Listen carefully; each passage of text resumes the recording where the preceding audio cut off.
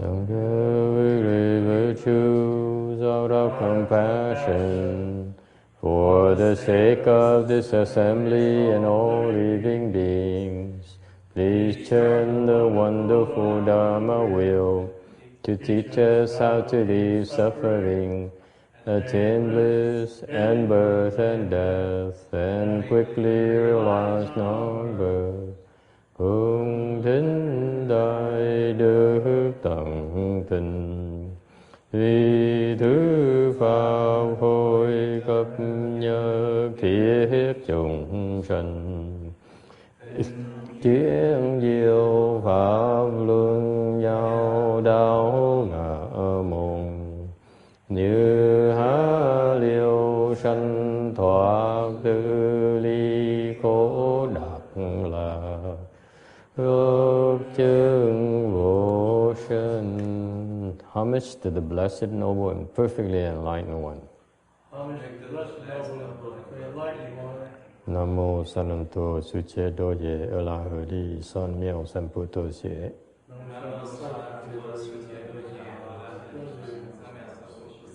Namo Tạc Đắc Tha Toya Daya Alahade Tam Miao Tam Bodha Toa.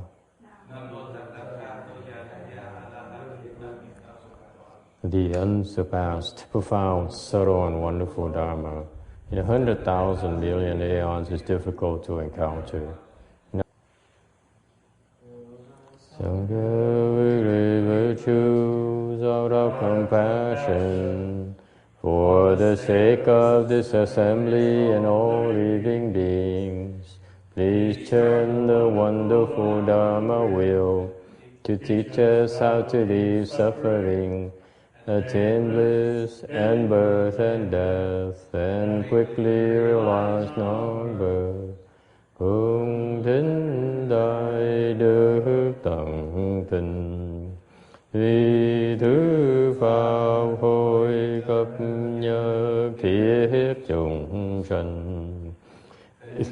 Kiến diệu pháp luân nhau đạo ngã môn, như há liêu sanh thoát tư ly khổ đắc là ước chứng vô sanh. Homage to the blessed, noble, and perfectly enlightened one. Homage to the blessed, noble, and perfectly enlightened one. Namo Sananto Suche Doye Elahudi Son Miao Samputo Xie.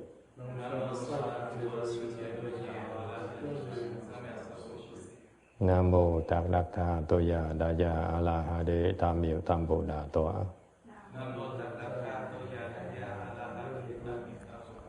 The unsurpassed, profound, subtle, and wonderful Dharma in 100,000 million aeons is difficult to encounter.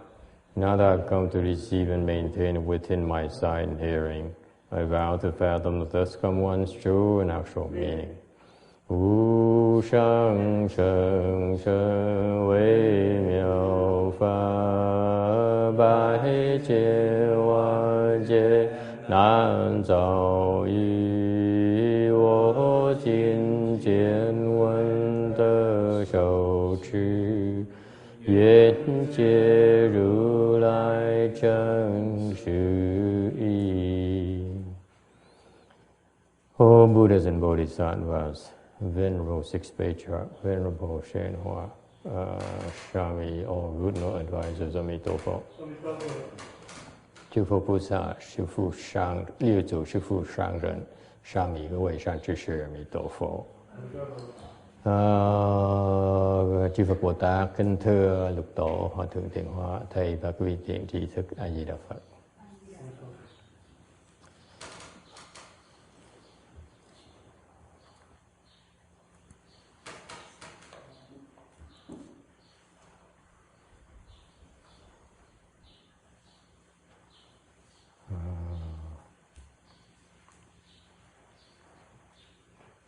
Okay. Today is the 12th of May 2013. We are gathered in Rosemead, California to continue our discussion of the Vajra Sutra.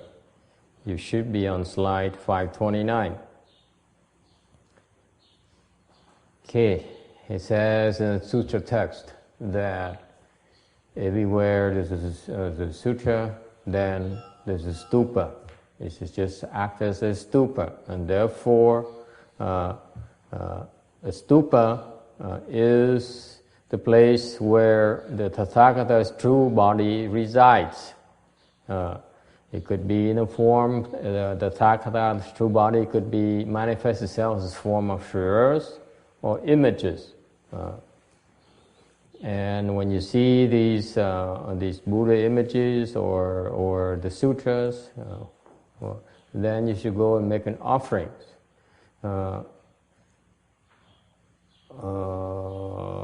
Đức Phật trong kinh nói rằng nếu chỗ nào có cái kinh này thì cái chỗ đó gọi là một cái tháp của Phật. Tháp là cái chỗ mà cái thân chân thật của Đức Phật nó đang trụ. Chẳng hạn như cái thân của Phật có thể trong cái hình dạng của cái sa lợi, hoặc là trong những cái hình tượng, hoặc là một cái kinh. Thành ra cái chỗ như vậy là cái chỗ của Phật đang ở, thành nên tới đó mà cúng dường đảnh lễ. Okay, everyone should respectfully bow and circumambulate. Okay, tất cả mọi người nên cung kính đảnh lễ và đi nhiễu. And you should make offerings of all kinds of incense and flowers. This is the tradition of the Indians and the Chinese. The Indians scatter, I believe, flowers, I believe. No? Okay. Traditionally, the Indians, when they see someone they revere, they would scatter flowers as an offering. Theo truyền thống bên Ấn Độ, thì khi mà họ thấy những người họ muốn cung kính, thì người ta thường rải hoa, là một cái loại cúng dường. Okay. And the Chinese are more inclined to offer incense, I think. Người Hoa thì, am I correct? Người Trung Hoa thì thường thích chú trọng cái cúng dường của hương luôn. Alright. 530, cái tấm 530. Moreover, Subhuti, if a good man or good woman receives, holds and reads and recites the sutra, and if people ridicule him and that man has karmic offenses from previous lives who destine him for the evil path, but because in his present life he is ridiculed by others, his previous karmic offenses are destroyed and he will attain Anuttara Samyak Sambodhi. Phu Tzu, Sư Bù Tỳ, Rô Shan Nan Dự, Shan Nữ Rần, Sâu Chữ Tú Sung Chữ Kinh, Rô Wei Rần Kinh Chán, Kinh Chiên,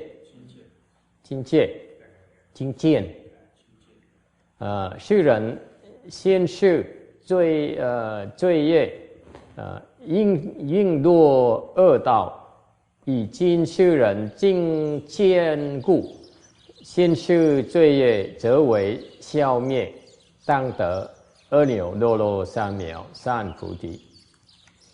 Lại nữa, tu Bồ Đề, thiện nam tử thiện nữ nhân nào thọ trì đọc tụng kinh này mà bị khinh rẻ, đời trước người ấy đã tạo tội nghiệp đáng đọa vào ác đạo.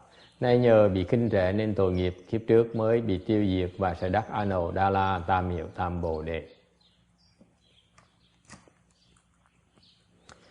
There's a case where people who recite sutra or explain sutras who are subject to ridicule. Những cái người mà thọ trì đọc tụng kinh này, giảng kinh này mà bị nhạo báng, khinh thường, they actually have committed inconceivable karmic offenses in the past. Thì họ đã từng tạo ra những cái nghiệp rất là nặng trong quá khứ. But in terms of offenses, you can create, there are 5 grave offenses in Buddhism. Nói về những cái tội mà nặng nề mà quý vị có thể tạo được rất là nặng là cái tội ngũ nghịch. The five, the ngũ nhị. Nào tội ngũ nghịch. Number one, you kill your father, you kill your mother, giết cha giết mẹ. You kill an arhat, giết một vị A-la-hán. You break up the harmony of the sangha, mình phá cái hòa hợp tăng. Or the shedding of the Buddha's blood, hoặc là làm Phật chảy máu. Okay. And if you commit these five great offenses, definitely you will fall into the hells and the three evil paths. Tạo cái tội ngũ nghịch này thì quý vị sẽ đương nhiên sẽ đọa vào, chắc chắn sẽ đọa vào tam ác thú. But because of the power of this particular Mahayana Dharma, nãy nhờ cái lực của cái kinh này, kinh Đại Thừa này, the former offenses are lessened considerably. That's why now instead of falling the three evil paths, they are simply ridiculed and slandered. Thành vì nhờ cái phước báo của cái kinh này, kinh Đại Thừa này, mà cái nghiệp tam ác đồ nó được vơi và nó chỉ còn lại là bị khinh rễ nhạo báng thôi. Okay? That goes for a lot of offenses that you have. Actually, it's not just the grave offenses, but when you listen and we cultivate this sutra and explain the sutra and study the sutra, a lot of our offenses are eradicated. Okay? Thì quý vị nghĩ cho coi, nếu những cái tội ngũ nghịch mà nó còn bớt, nó còn nhẹ như vậy, okay? Cái tội bị mắng nhiếc, cái tội bị nhạo báng chê bai là tội, cái nghiệp nó quá nhẹ, cái quả nó quá nhẹ đi. Thay vì bị đọa xuống địa ngục. Thành ra cái nghĩ cho coi, những phải riêng những cái tội mà tội ngũ nghịch không, mà những cái tội thông thường đó, khi chúng ta thọ trì đọc tụng cái kinh này, giảng kinh này, thì những cái tội khác nó cũng tiêu luôn nữa. A lot of offenses get erased from our study today of the sutra. Okay? Any questions about that? This is what the Buddha says. Okay? Why is that? Tại sao vậy?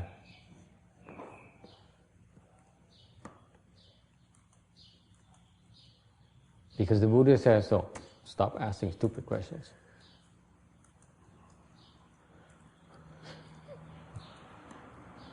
Why? You question the Buddha's words? Thầy hỏi tại sao như vậy? Thầy trả lời nghe dùm cho từ thầy đó. Tại sao hỏi mấy câu dốt như vậy? Phật nói như vậy, thay như vậy, còn thắc mắc làm cái gì nữa? The Buddha has a Buddha's wisdom. There's nothing he does not know. And he sees a lot of things we cannot see.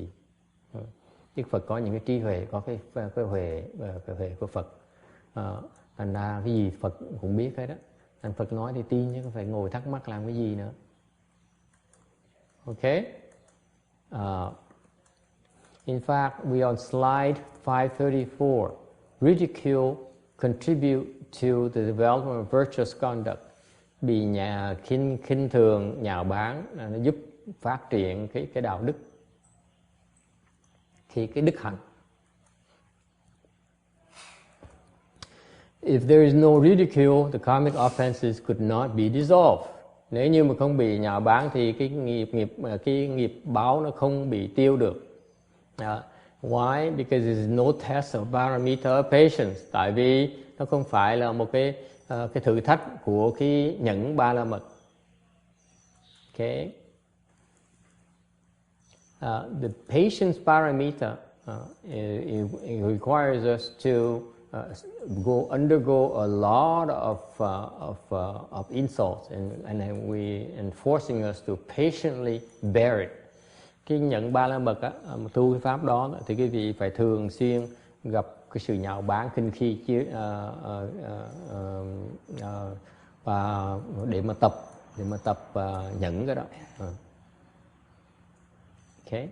And the Buddha says, if you study the sutra, you maintain the sutra, you read the sutra, and you encounter derision and ridicule, okay, and slander, then for sure the karmic offenses, the prior karmic offenses will be dissolved.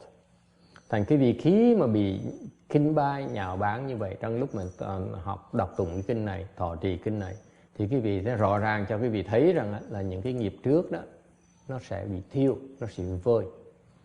And therefore, when you are criticized, it is a good thing, because it should help you bring forth a repentant mind and cultivate more vigorously.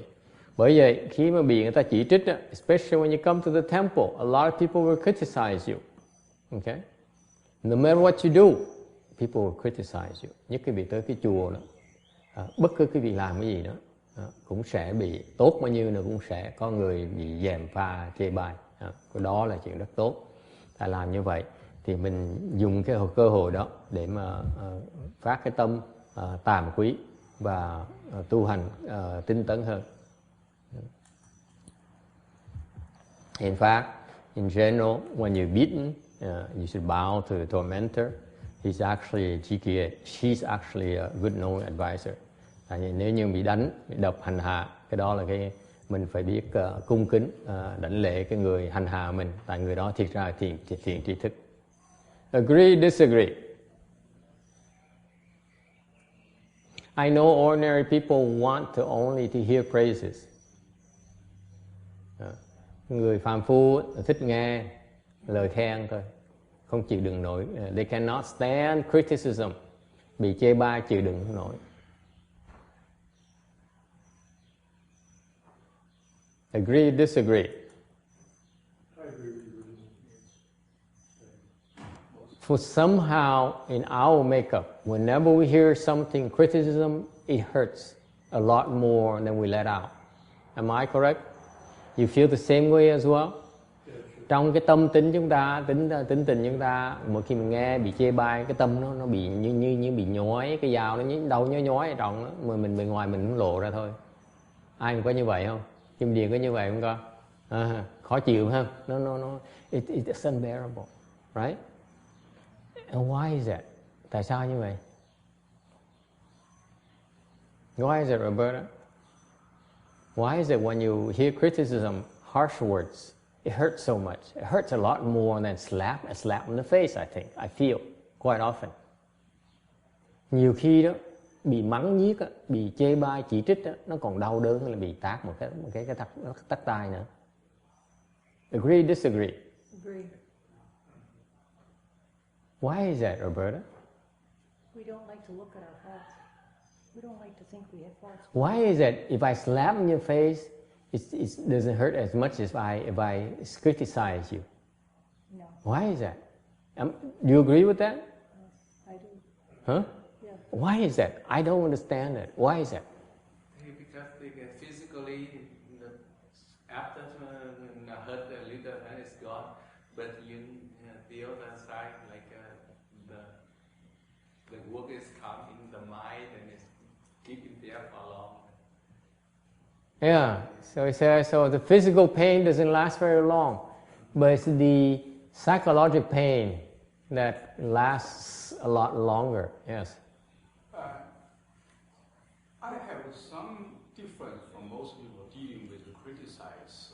Yeah. I don't know right or wrong. All right. First of all, if people criticize me, right, Uh-huh. I don't feel bad. I don't get mad. Uh-huh. First, I think he must have something better than I watch. I want to learn. Uh-huh. But if eventually I find if I do find that he's stronger, I will obey. I mean, he's right in what he said. Okay. But if I see he's mediocre, not even as good as I, then I will be upset and You discard it. Uh-huh. That's fine. But let me ask you. Suppose someone you really admire, someone you love, for example, your mother, your kin, your relatives, they are the one who criticize you. Would you feel hurt? We're not talking about strangers. I'm talking about someone close to you, especially like your not your case. Your case is not a wife. I'm looking at the wrong person here. Someone you admire, you respect, and they criticize you. Yeah. Does it hurt? Would that hurt? The first reaction? Not so much. Not so much. No. Okay. Well, you're immune to being insulted. That's good. And also, most of us are not. If I see somebody, I look at him as better than I. If not a hero, he's better than I. If he criticizes me, it doesn't hurt me, I will listen to him. Yes. If I see he's better, he has more merits or he has more. Even before that, I'm talking about the first reaction to criticism from anyone is that we don't like it. It doesn't matter who it comes from. Cái này mình nói là cái người mà chỉ trích mình không cần biết là ai, mà tự động cái phản ứng đầu tiên hết là mình khó chịu. Agree? Yes. That's what we're talking about. We're not even looking whoever it is yet. We're talking about me. What's wrong with me? That hurts immediately. Yes. Right? That's the first reaction. Is that it's like you've been stabbed, in the heart. There's a pain there. Yes. It's like saying, just for instance, me all the bragging for you to say, Master goes and says, John, your waffles suck. Right there. Yeah. And because it's like an attack straight to the core. My ego is hurt right there. So, Yeah. But what if I said, John, your waffles are excellent, most excellent? What happens? I put this in the chalk in the many nice things everybody said for it. But when it goes, your waffles suck. That hits me right. So what you're saying is the criticism hurts a lot more than the praise. That's right. That's right. Right? Right. Why is that? That's what I want to get to. Why is that? The praise is fine. I mean, you feel good, but that good feeling is not as strong as if you were to be criticized by the same person. Right? Why is that? Why is that? Because we strive for perfection. We strive for perfection. Người mà khen mình á, mình thích, đương nhiên thích rồi. Được cùng cái người đó mà chỉ trích mình, nó khó chịu hơn là cái sướng khi mà được cái người đó khen. Tại sao như vậy? Con biên xuống cái phim diện cái này quan trọng. Maybe we have strong ego. Strong ego, but it's the same ego that's stoked. You're good, you're nice. Why does that not feel as good as that hurt is worse than the good feeling? Why is that? Please explain that to me. You notice that, or it's not the case for you, Shen Ding? Let me think about it. Yes, Ginny, you agree with that, right? Well, that's a lot more. That's right. So what happened is that, here's what I observed. You can praise a person 10 times, 100 times, but the one time you criticize that person, they become your enemy. Quý vị thấy mình có thể khen người ta, tán thán người ta 100, 1000 lần, okay? Người ta rất thương mình. Mà khi mình chỉ trích một lần thôi, người ta thành kẻ thù của mình ngay lập tức. Why is that?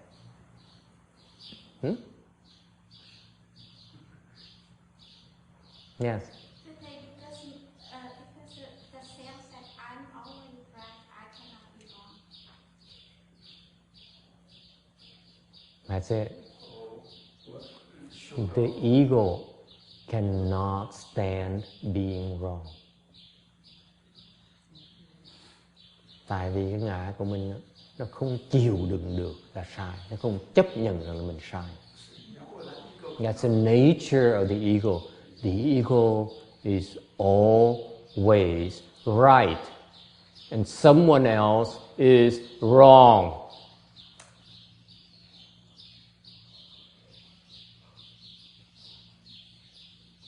That's the nature of the ego.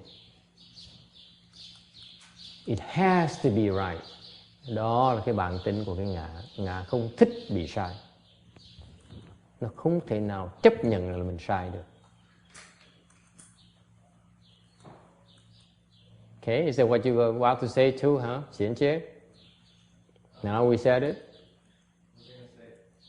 I was going to say we also sort of Well, just want this approval from other people, but almost we expect it, so it's maybe not such a big deal when we actually get it, but when we get it. It's a combination of being right and approval from others as well. But the being right is the approval is the praise. The approval part is the praise part. So you want to hear praises from others. That means you approve of me. I love it.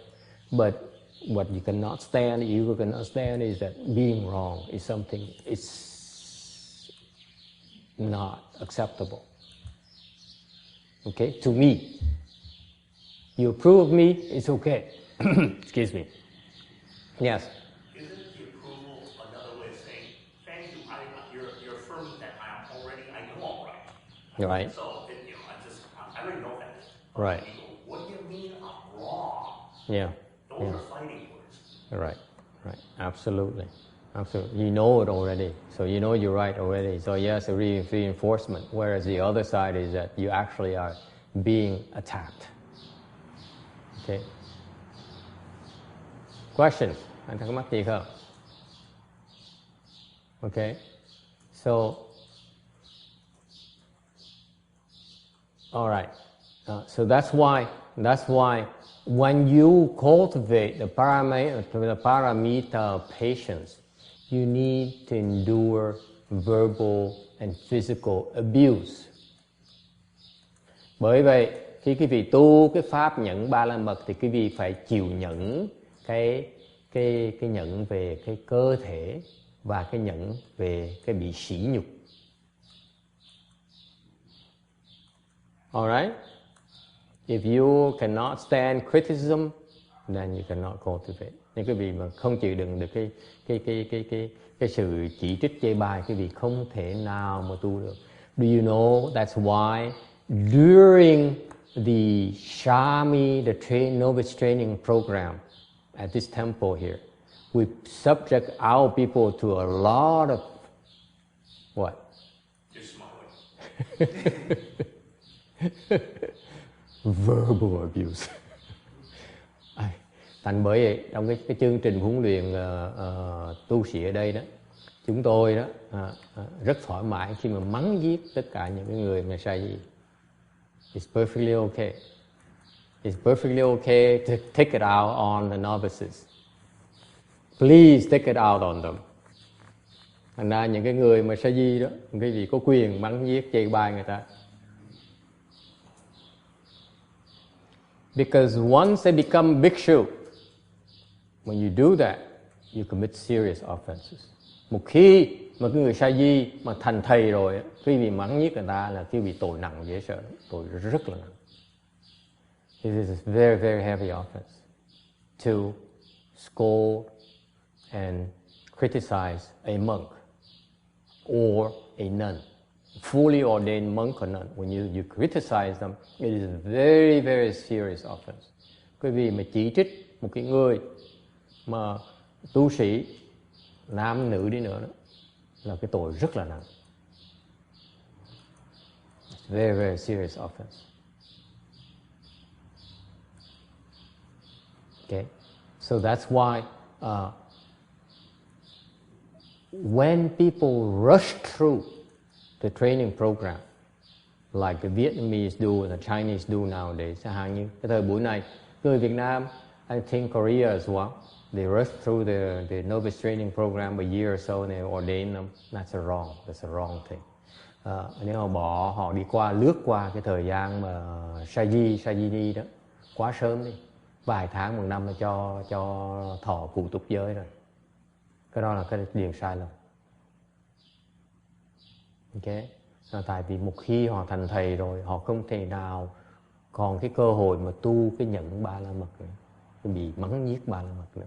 Once you become fully ordained, it's very, very difficult to have more or have opportunities to practice the patience under insult. But nowadays, it shouldn't be that bad because people criticize monks and nuns left and right, especially lay people criticizing monks and nuns, and bad-mouthing monks and nuns, spitting on monks and nuns. Okay, that's commonplace. Cái thời buổi mạt Pháp này không có khó khăn gì nữa đâu. Tại bây giờ người thường dân, người tại gia người ta mắng nhiếc và sỉ nhục với là nhổ nước miếng đến người xuất gia là chuyện thông thường. That's what I hear a lot. Yes? Agree or disagree? Yeah. The ancient Chan teachers, những cái vị thiền sư thời xưa, they say, nó đã nói rằng if you see a Buddha image that's coarse, okay, quý vị thấy một cái tượng Phật mà nó thô. For example, you see a lot of these Buddha statues in Tân Hoang cave, in the caves in China, or in Afghanistan. You see a lot of these old statues are kind of ugly, kind of coarse. They don't look like that adorned at all. Okay? Quý vị thấy những cái tượng Phật như đời xưa đó, họ khắc tượng nó còn xấu lắm. Okay? Or you see these scrolls, these sutras who are low quality, shoddy. Quý vị thấy những cái mà kinh đời xưa, ta ghi chép kinh lại xấu lắm, thô lắm. Or you see a monk and nun who is not behaving like a monk and nun. Hoặc thấy một cái vị tu sĩ mà không có hành động như cái người tu sĩ. Okay, they lack comportment. Họ thiếu cái tư cách người tu sĩ. Or they even are immoral, hoặc là họ phạm giới đi nữa. Okay, you should not be disrespectful to them. Quý vị không có nên thiếu cái lòng cung kính. You should not criticize them. Quý vị không có nên chỉ trích người ta. Because if you do, you have tremendous consequences. Quý vị mà chỉ trích chê bai những người tu sĩ mà không xứng đáng. I'm talking about even monks and nuns who are actually not keeping precepts, who are actually misbehaving. Okay?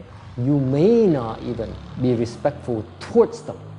Quý vị cũng không được thiếu cái lòng cung kính nữa. Do you know that? You didn't know that, did you? All of you nowadays, you say, okay, that's a bad monk, that's a bad nun. Spit on their face, right? Spit on them. Okay? And go say, oh, that's a bad monk, that's a bad nun. Okay?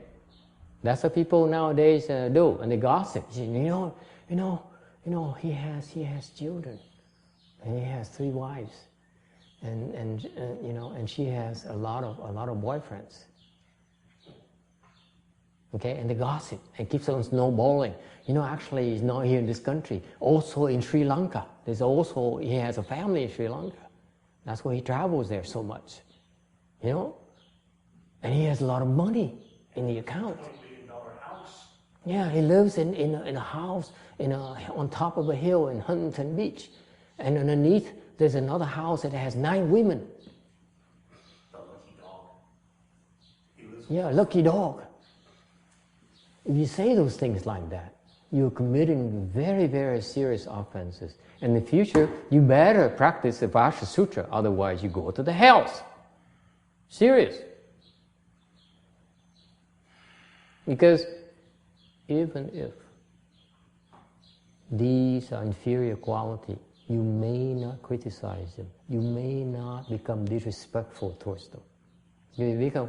Mặc dù họ có thiếu đạo đức nữa, họ có thiếu cái tư cách này nữa, quý vị cũng không có quyền khinh thường họ, không có quyền chê bai chỉ trích họ. You may not slander them. You may not criticize them.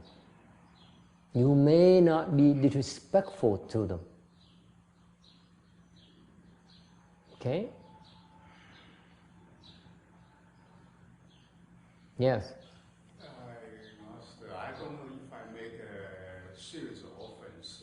Talk to my friend like say, I don't like what this master say. He want me stay here, do this, do that, and I want to travel other place. That's my plan. I don't like the way he reasoned. Did I make a serious offense? And I even say, and his personality, my personality may not match, may not stay together. Does this bad offense or not? Yeah, I'm offended. It's offensive? No, I am offended. No, if I say to my friend about the one... Yeah, it really offends me. How dare you? No, I say the other place, not here. I don't believe you. I'm offended. Too late.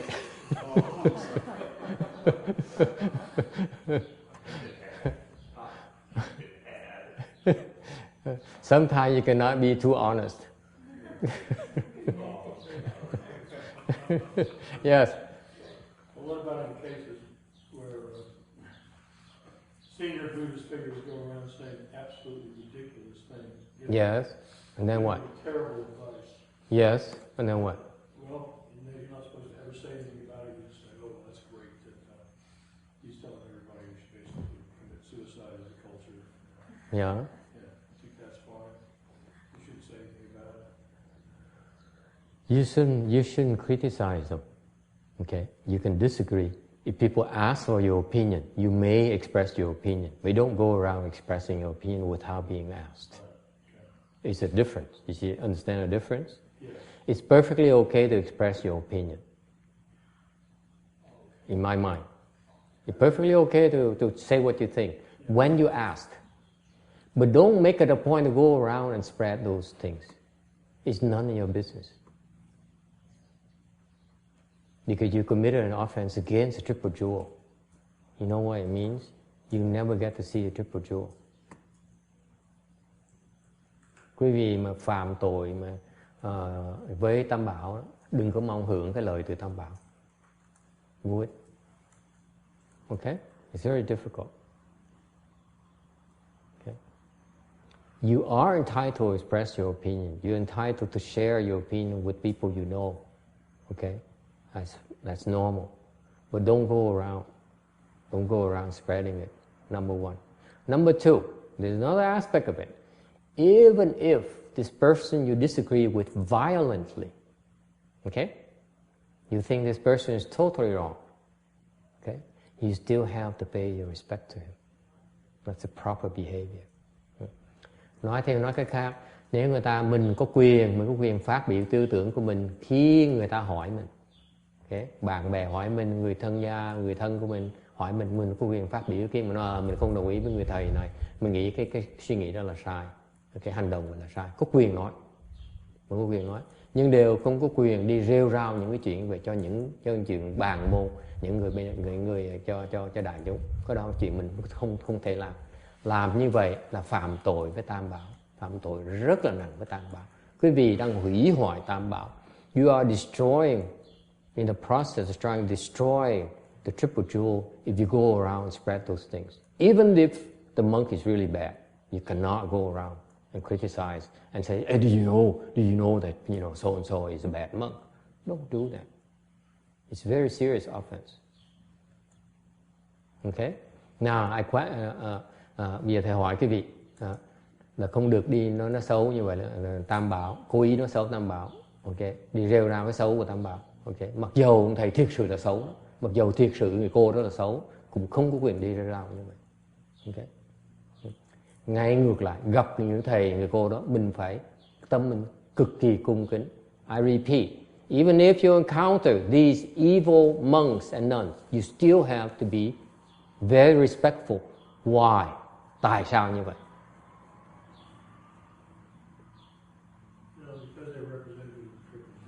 You are not respectful. You're not respectful to them individually. You are displaying your respect towards the triple jewel. Mình không phải cung kính cho cái người đó, cá nhân người đó. Mình cung kính với cái Tam Bảo. Mình cung kính với Tam Bảo qua cái cá nhân người đó. You see that? If you look at it that way, how can you possibly even criticize that monk? None. He's or she is doing you a favor. Even though he is a bad monk, he's allowing you to plant blessings with the triple jewel. Chứ thì nghĩ lại cho kỹ cho coi. Cái người tăng mà xấu đó nữa, xấu xa nữa, mà quý vị biết đảnh lễ một cách cung kính, cách thành kính, tới cúng dường một cách thành kính, thì quý vị đã tạo đại phước với Tam Bảo. Thì thay vì mới đi chỉ trích, đi phỉ báng cái người xuất gia đó, thì quý vị biết cái phần cảm ơn người ta đang làm quý vị một cái ân huệ, có người ta đó quý vị mới trồng được cái phước báu như vậy. Yes. So even though the rest of, let's say, other monks would know, if I bowed before that monk, the other monks would not criticize me. Oh, what are you, John? What are you doing something that stupid for? This is a good for nothing monk or blah blah blah. Right. So another monk would never criticize me for bowing. Oh, they would. That's part of your patience paramita. Forgive me. Ông hỏi vậy, nếu vậy thì con đang đảnh lễ một cái người tăng mà xấu, tăng ác tăng, thì mà về với những người tăng khác có không bao giờ chỉ trích con là không nên, đừng chê bai con là không đừng đảnh lễ một người ác tăng. Thì nó đâu có những người tăng khác, người ni khác sẽ chỉ trích ông. Tại vì sao? Đó là cơ hội để cho ông tu cái pháp nhẫn ba la mật bị chỉ trích. Okay? Was that clear? This is why it's called the Dharma ending age. Nowadays, people don't understand that thing anymore. Now people are so, oh, really? That monk is that bad? Tell me more. This is, they love these types of dirt to lay on the triple jewel. Cái này là đây là thời buổi Đại Mạt Pháp này, người ta thích nghe cái chuyện xấu xa của tăng đoàn. There's some people who have nothing to do but they go around and spy on monks and nuns and dig dirt upon them for no real reason than to prove that monk and nun is a bad monk and nun. Còn thời buổi này biết bao nhiêu người, rất có nhiều người thích đi tìm tòi, moi móc những cái rác rưới, những dơ bẩn của người tăng để đi. Để làm gì? Để cho chứng minh người đó tăng nó xấu, với người tăng nó rất tà, rất ác và rất xấu thôi. Chỉ muốn làm như vậy thôi. What for? None of your business. Yes. Is there a series of offenses, for example, sometimes criticize like a bishop or pope or priest? Yes. What they do because of something they did criticize, then is that too bad offense or not? If you're a lay person, it is a serious offense. It is very, very serious offense. Cái người mà tài gia mà đi chỉ trích cái người tu sĩ đó, một cái tội rất là nặng. Serious, very serious offense. If you criticize a bhikshu, not novices. Novices is okay. Novices don't count yet in our world. They're kind of dirt. They're kind of garbage. Oh, look at the women. So I see who's loyal to who. We cannot do that either. If they have some behavior like we cannot. You keep it quiet. You don't criticize them. You disagree, you walk away. Okay. Quý vị không đồng ý cái hành động của người tu sĩ, quý vị quay lưng bỏ đi, chứ không có được chỉ trích, không bị rêu ráo xấu người ta. Okay. That's right. If they create offenses, if those monks and nuns are bad, they create offenses, they pay. You don't have to do anything about it. The system takes care of itself. Cái hệ thống tự động nó tự sửa chữa. Okay, mình cần làm gì hết, cái việc không cần làm gì hết. Okay? Yes. Just happened a few weeks ago. One, maybe he's priest or bishop, I don't know, online. He insulted a vegetarian like me, say vegans or vegetarian are worshipping, they criticize worshipping idol. They're worshipping animal, they say. Yeah, we worship the cows. I refute that. I said, you don't understand it. And I criticize back such a thing. And then he fought back. What I do is list their bad example. So why you have rights to say we don't accept your belief is evil, and since you have such behavior, I have a detailed example there, and nobody can deny that example. So did I commit a bad offense? No, if you are in a discussion, it's not about, it's about the intention. Yeah. The people who are criticizing are spreading bad rumors for the express purpose of destroying a bhikshu's reputation or nun's reputation. They are going to the worst hell, the Vichy hells. I tell you that right now.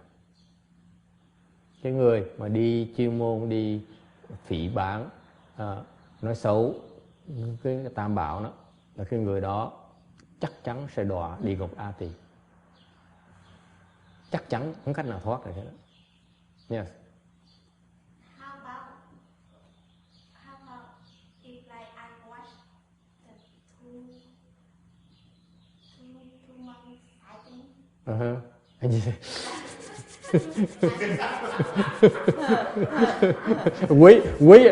Wait until I tell my mom about this. No. Because actually on the Vietnamese TV, the monkeys. They fight, yeah. Did you enjoy it, first of all?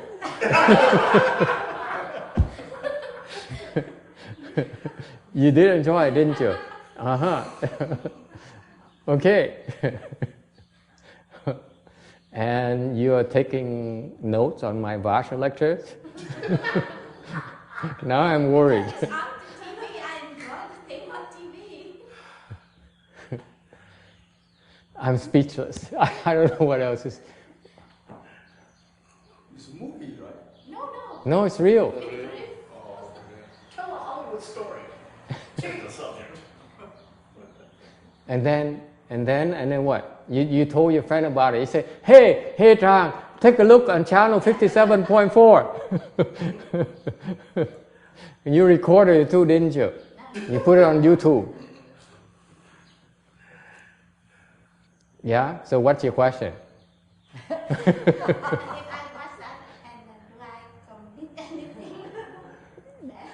You enjoyed it, right? At first. Meaning she enjoyed it thoroughly. Now that I bring it up, she's, maybe it's not the right thing to do. So, what's your question again? Do we still need a question? Answer? I saw, it's so strange to me, so I watched. And you enjoyed it? Yeah, but then it keeps going on, so I said, oh, I'm bored. You're bored? Yeah. You're bored. It's not because you're disgusted. You're bored. After the 14th episode. Okay, Trang, you better start transcribing this thing here. I think I have an evil person here. So, what's wrong with you? I'm asking you if that's wrong or what?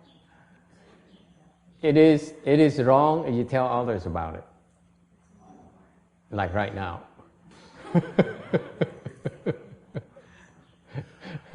I will not forgive her for this, you know that. It's okay to enjoy it at the first time. Yeah, enjoy it. First time it's normal to enjoy it. No choice to enjoy Yeah, it. it's sometimes so ludicrous. I know what you're talking about. It's so nonsense. Like, last year I saw some people say, "You're fighting like children." Yeah, and you monks and nuns are fighting like children. I said, yeah, it's so funny, yeah. It's funny to you, you evil people. Like the president's Debate, yeah. Fight together. Yeah, it's funny how they behave, right? I mean, aspiring president behaving like that is ridiculous, okay? But it's okay to be intrigued and enjoying it temporarily. But normally, from now on, I hope you feel guilty for enjoying. That's called guilty pleasure. And you don't tell people about it. You don't ask me about it. Okay? You don't tell others about it. That's the whole thing. Of course it's funny. You see adults behaving like that. Leave alone, let alone monks and nuns. Monks and nuns are adults behaving like children. Of course it's funny. Okay? Of course it's interesting. Okay? You have nothing else important to do anyway. But you don't. It's about intentionally saying and spreading those things to destroy or hurt. That's not good. The intention to hurt and inflict pain on those monks and nuns, that's very evil.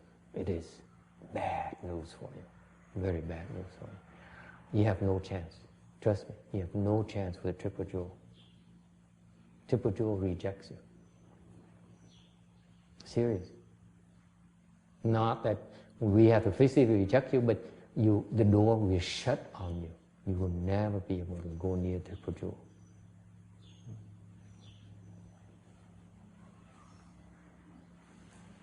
Okay? It's very serious. You're condemned for, let's say, eternity, if you will, for a long, long time. You're condemned to suffer for a long, long time.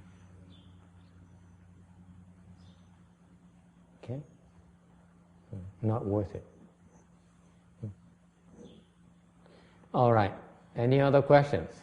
Any other dirty secret? Anyone want to come out clean? Huh?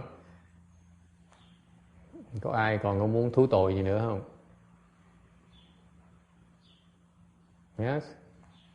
And what's amazing is that why is that the other monks and nuns don't talk about this and teach you about this?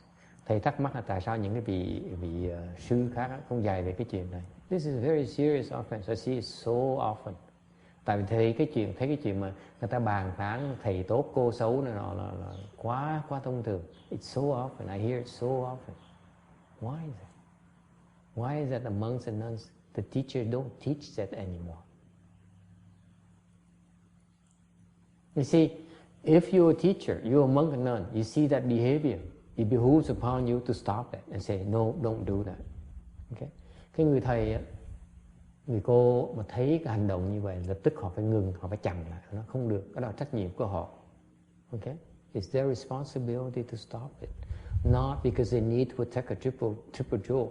Không phải họ cần làm như vậy tại vì họ cần bảo vệ tam bảo, mà họ cần bảo vệ cái người mà đang phạm tội đó. They need to help the people who are going to suffer tremendously.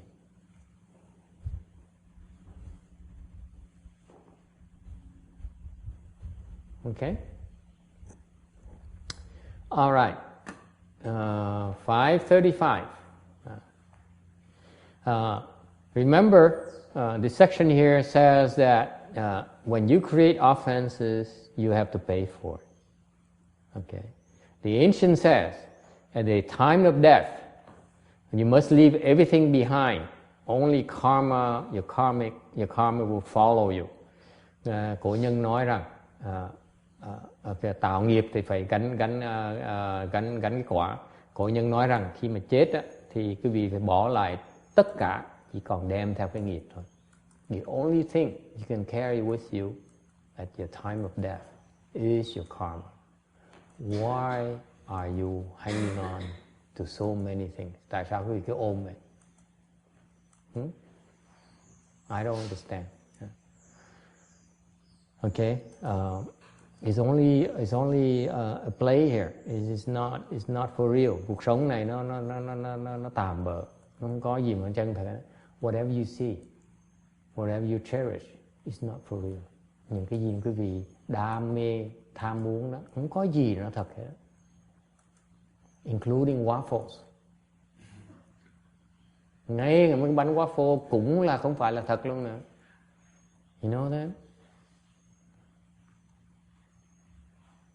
All right. Now,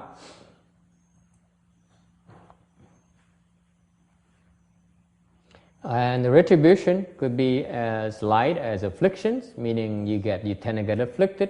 Những cái quả báo nó nhẹ thì quý vị thường bị phiền não. Okay? Or obstructions, hoặc là bị cản trở. To be born to the heavens or prevented from cultivating the sagely path. Cái chướng ngại không cho quý vị sinh trên cõi trời để hưởng cái thiên phú, hoặc không cho quý vị cái cơ hội để mà tu cái chánh pháp. Okay. All right. And the karmic force is really a lot to be feared. Cái nghiệp lực nó mạnh, quý vị không thể tưởng tượng được. The Asurs and the gods are supposed to make offerings to lecture, but they still can fall. Chẳng hạn như Atula và cõi trời đáng lý phải tới cúng dường cho cái người giảng kinh này, nhưng đều cuối cùng mà họ vẫn là bị đọa như thường. Okay? Questions? 536. So you can see the sutra has really inconceivable power. Cái kinh này nó có cái lực bất khả tư nghị. They turn heavy retribution to light or nil. Có thể xóa tất cả những nghiệp báo, hoặc là có thể khiến từ nặng biến thành nhẹ. And because of this blessing of the sutra, you will definitely become a Buddha. Và nhờ cái kinh này, quý vị sẽ chắc chắn sẽ thành Phật. Okay? 537. 537. Subhuti.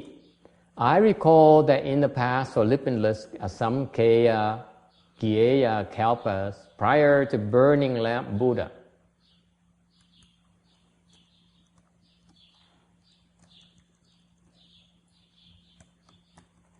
I encountered 84 thousands of millions of billions of nayutas of Buddhas and made offerings to them all and served them with all without exception. But if there is a person in final period who can receive, hold, read, and recite this sutra, the merit and virtue he obtains is 100 times more, 1,000 times more, 1,000,000, billion times more, to the point of being so great it exceeds all calculation and comparison than the merit and virtue I gained from making offerings to all those Buddhas. 须菩提，我念过去无量阿僧祇劫，于燃灯佛前，得持840,000万亿那由他诸佛，悉皆供养整事，无供过者。若复有人，于后末世能受持读诵此经所得功德，与佛所供养诸佛功德100分不及一千万亿分，乃至算数譬喻所无能及. Tu Bồ Đề, ta nhớ vô lượng A Tăng kỳ kiếp đã qua, trước nhiên đăng Phật được gặp 804.000 vạn ức na do tha chư Phật, đều cúng dường thư sự không sót một vị nào. Nếu là có một người ở đời mạt Pháp thế sau này có thể thọ trì, đọc tụng kinh này, thì công đức ấy so với công đức ta cúng dường chư Phật chẳng bằng 1%, 1/1000, 1/1000 vạn ức cho đến toán số thí dụ không thể sánh bằng. Okay, the Buddha has 8 great self-mastery of the I. Nói cho quý vị biết, Đức Phật có 8 cái đại tự tại. Okay. Number one, you can manifest one body as many bodies. Chẳng hạn như từ một cái thân hiện ra vô lượng thân. Okay. So he can multiply. That's why the spheres multiply like crazy. Bởi vậy những cái xá lợi quý vị có của Phật đó nó sinh ra. Okay. Number two, you can display the body size of a mote of dust which fill the 3,000 great thousand worlds. Có thể hiện diện ra một cái thân nhỏ bằng một cái vi trần, mà cái vi trần đó nó chứa đựng hết, chứa đựng luôn cả tam thiên đại thiên thế giới. Okay. It has a great body we can float and travel long distances. Có cái thân mà có thể bay và đi rất xa. And number four, it can manifest in limitless ways while constantly residing in one land. Cái thân đó có thể thể hiện ra vô lượng cái thân khác, vô lượng hình tướng khác, mà mặc dù đang ở trong một cái Phật độ. Okay. So for example, Amitabha Buddha, chẳng hạn như ngài A Di Đà Phật, he's now teaching in the Western Bliss Pure Land. Ngài đang dạy chúng sanh ở bên cõi Tây Phương Cực Lạc. But however, he's also present here in the Saha world as well as many worlds where he's also teaching the people in this land as well. Nhưng điều ngài cũng đồng thời ngài đang có hiện diện phát những cái phân thân đó ra mà đi tới đang hóa độ những cái chúng sanh khắp tất cả mọi cái vũ trụ này. That's what Buddhas do. Đây là chuyện các Phật làm. Okay? 541. Number 5. Mutual functioning of all sense faculties is referring to transformation body. Để nói về cái hóa thân, hay là 5 cái căn đó nó dùng như nhau. For example, the ear can smell.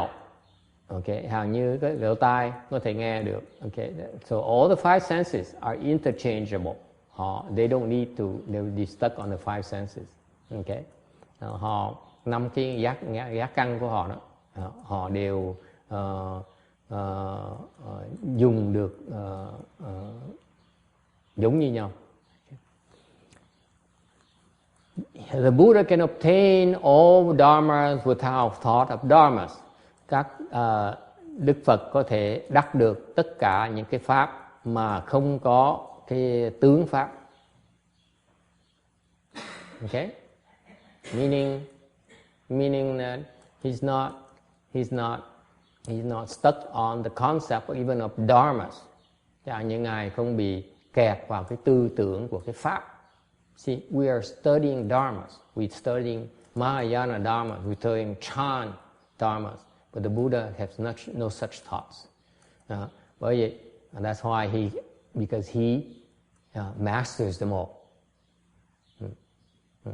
Tại vì ngài đã đắc hết tất cả những cái pháp rồi, thành không còn cái sự phân biệt nữa. We are confused. That's why we need to distinguish. Chúng ta vẫn còn mê muội, thành có cái sự phân biệt. We distinguish between Korean dharmas and Korean Buddha dharma versus Vietnamese Buddha dharma because we're confused. Okay, there's no such thing in Buddha's eye. Okay. Number 7, he speak the meaning of one gatha for limitless kalpas. Một cái câu kệ thôi, ngài có thể giảng vô cùng tận tới thời gian luôn. Okay. One gatha, you can explain it until the end of time. Một cái kệ, ngài có thể giảng đến cái tầng của thời gian. Why is that?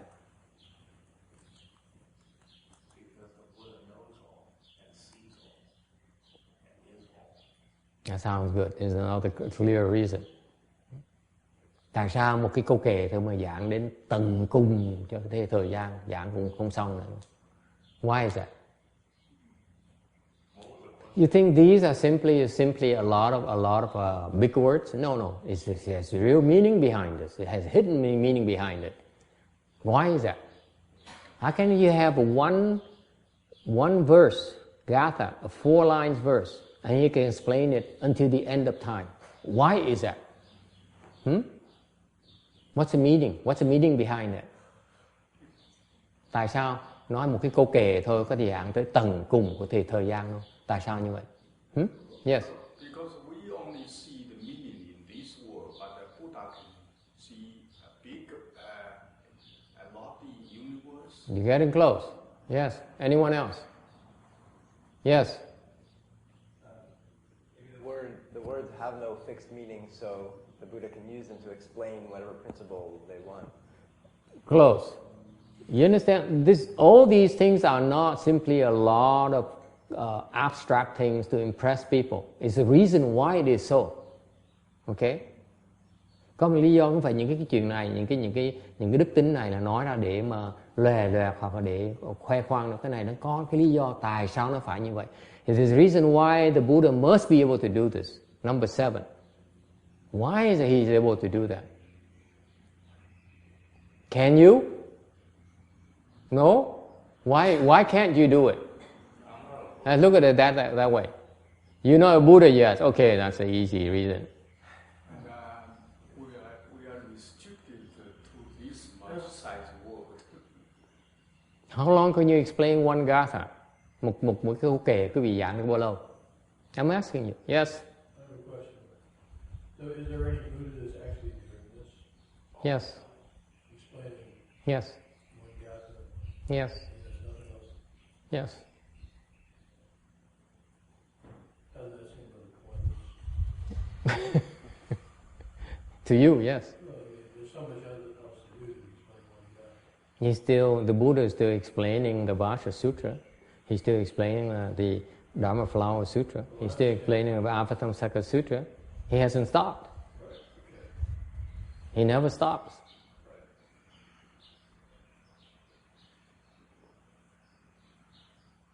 So why is he able to explain it until the end of time? Tại sao? Hey, the young lady in front. Why? Okay. Why? Why is that? The waffle maker, waffle man. Yes. Why? Don't say yes. No. The universe is limitless, and so is the... He's kind of silly, isn't he? Huh? Yeah? Why? The universe is limited or universes, and so is the Buddha, and so are all the answers. So You see, you guys are a white hang. That's why you don't get it. 他们是外行的，所以他不知道，听得懂吗？各位是外行的人。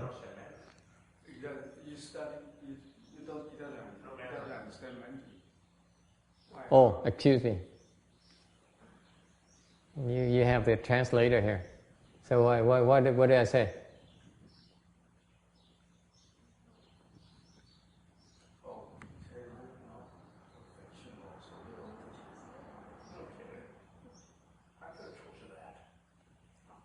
You should ask me along the line of what Mr. Texan just asked.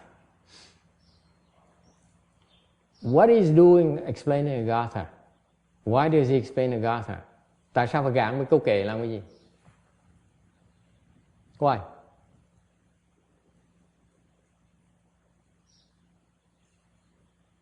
to help enlighten dummies like me. He explained, huh?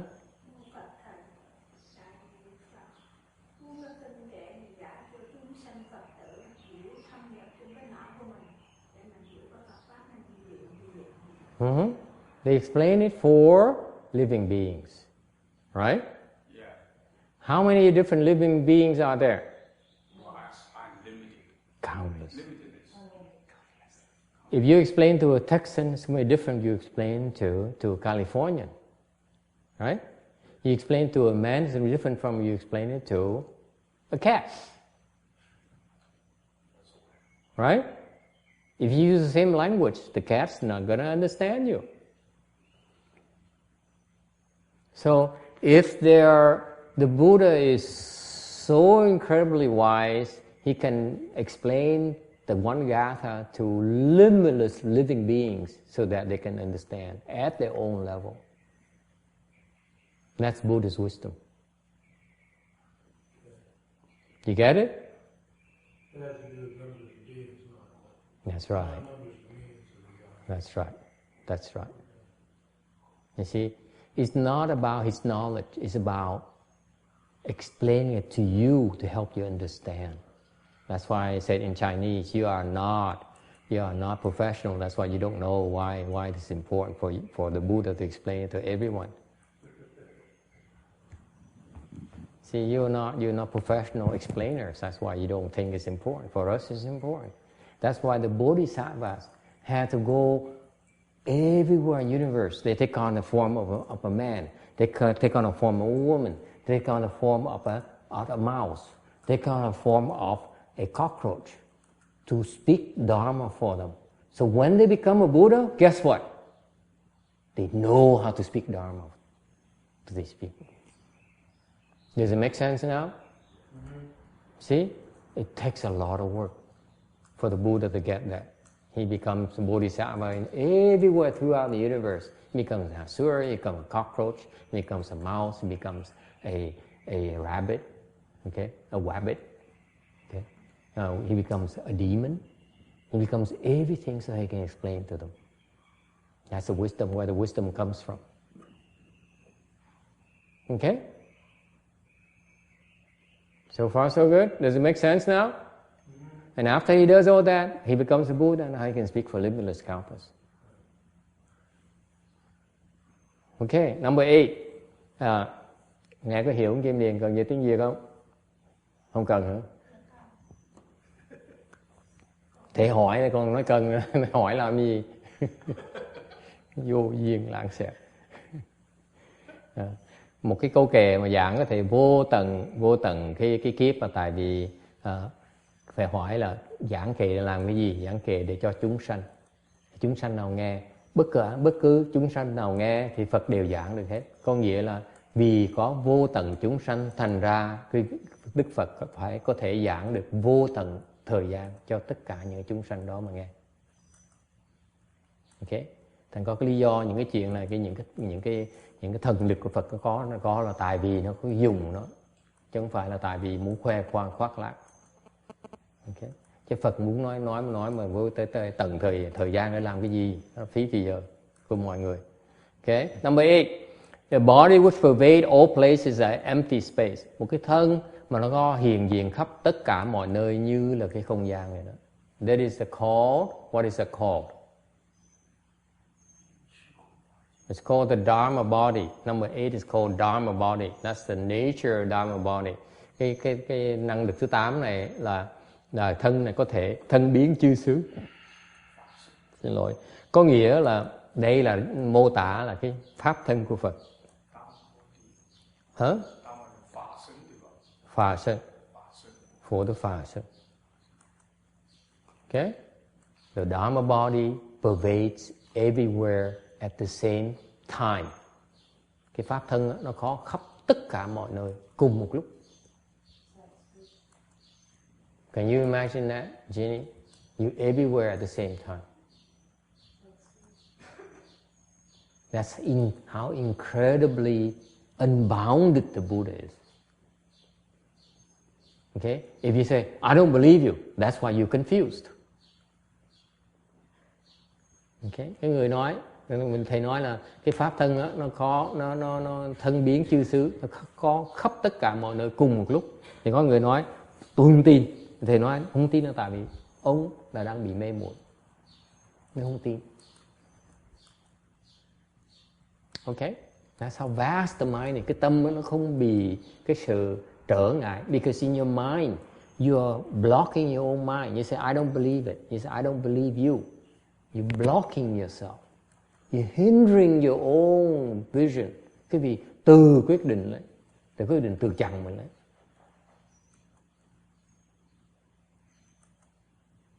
Okay? Remember the story of the Venerable Kumarajiva? Quý vị nhớ câu chuyện mà Ngài Kumalathapa không? At the age of 7, he went to the temple to follow his mother to go to the temple for a visit. Ngài Kumalathapa lúc 6-7 tuổi đó, đi theo mẹ, bà mẫu thân đó, tới thăm chùa, ra viếng chùa. And he was just a child, didn't know anything, so he was going around and in front of all these temples, and there's a humongous bronze urn where they offer incense sticks. Thì thường đời xưa có mấy cái chùa, trước cái cổng chùa đó, trước cái Phật điện đó, nó có một cái tháp đồng, cái lư đồng nó to khổng lồ, okay, để chúng sanh tới cúng dường hương, dâng hương lên cho Phật. So the boy came over and he lifted that bronze urn over his head.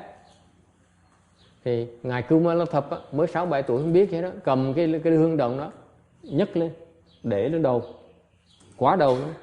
And then he started realizing, wait a minute, this is a bronze urn. I'm a baby. How can I do this? As soon as he had that thought, it fell down. Not on top of him. Thank God. Thì một khi cái tư tưởng đó, ông nói, tôi là đứa con nít mà 6-7 tuổi, làm sao mà có thể có sức mà đẩy cái lư hương đồng, nhấc cái lư hương đồng được? thì tự động cái hương động nó nặng không thể tưởng, nó rớt bụp. You yourself, it's your doubt that's hindering you. Cái tâm quý vị đó, cái tâm nghi ngờ quý vị đó, nó tạo cái sự mê hoặc trong tâm, trong người quý vị. Do you know that doubt is a form of thought delusion? Quý vị có biết không? Cái nghi kỳ, cái tâm nghi kỳ là một cái tư hoặc không? Okay? The five thought delusions are, có 5 cái loại tư hoặc là cái gì? Anyone knows? Yeah? What? 3. Very good. Greed, hatred, stupidity, tham sân si. What else? Man. Arrogance. And doubt. Và nghi. Tham sân si mà mạn nghi. Okay? So it's your doubt that is creating confusion in you. Just like people listen to the Dharma and say, oh, I don't know how true it is. No, you don't have to doubt. You yourself knows. Nghe Pháp á, là cái tâm mình biết, mà cái óc quý vị nó nghi. Your nature recognizes it, but your mind analyzes it and causes confusion. That's why when you listen to Dharma, you don't think. Bởi vì khi quý vị nghe Pháp, đừng có suy nghĩ. Okay? Just listen. Let the nature absorb it and do whatever it wants to do with it. You're capable of doing with it at this stage. Don't have to think. Không cần suy nghĩ. I know, for example, in your world, where you speak a Dharma, people have to discern it, make sure it's the right thing, and to accept it, right? Mahayana, wrong approach. Okay? Chẳng bên Nguyên Thủy, người ta nói là quý vị nghe lời giảng thì phải ngồi suy nghĩ, suy tư, ok, phán xét. Thì bên Đại Thừa mình nó đi ngược lại. Đại Thừa mới nói là nghe, chỉ là nghe thôi, không cần suy nghĩ. Does it make sense? You don't process it when you listen. But you can you? Because as soon you hear something, okay, your doubt, your greed, okay, your anger, how dare you insult me? How dare you criticize me? Right?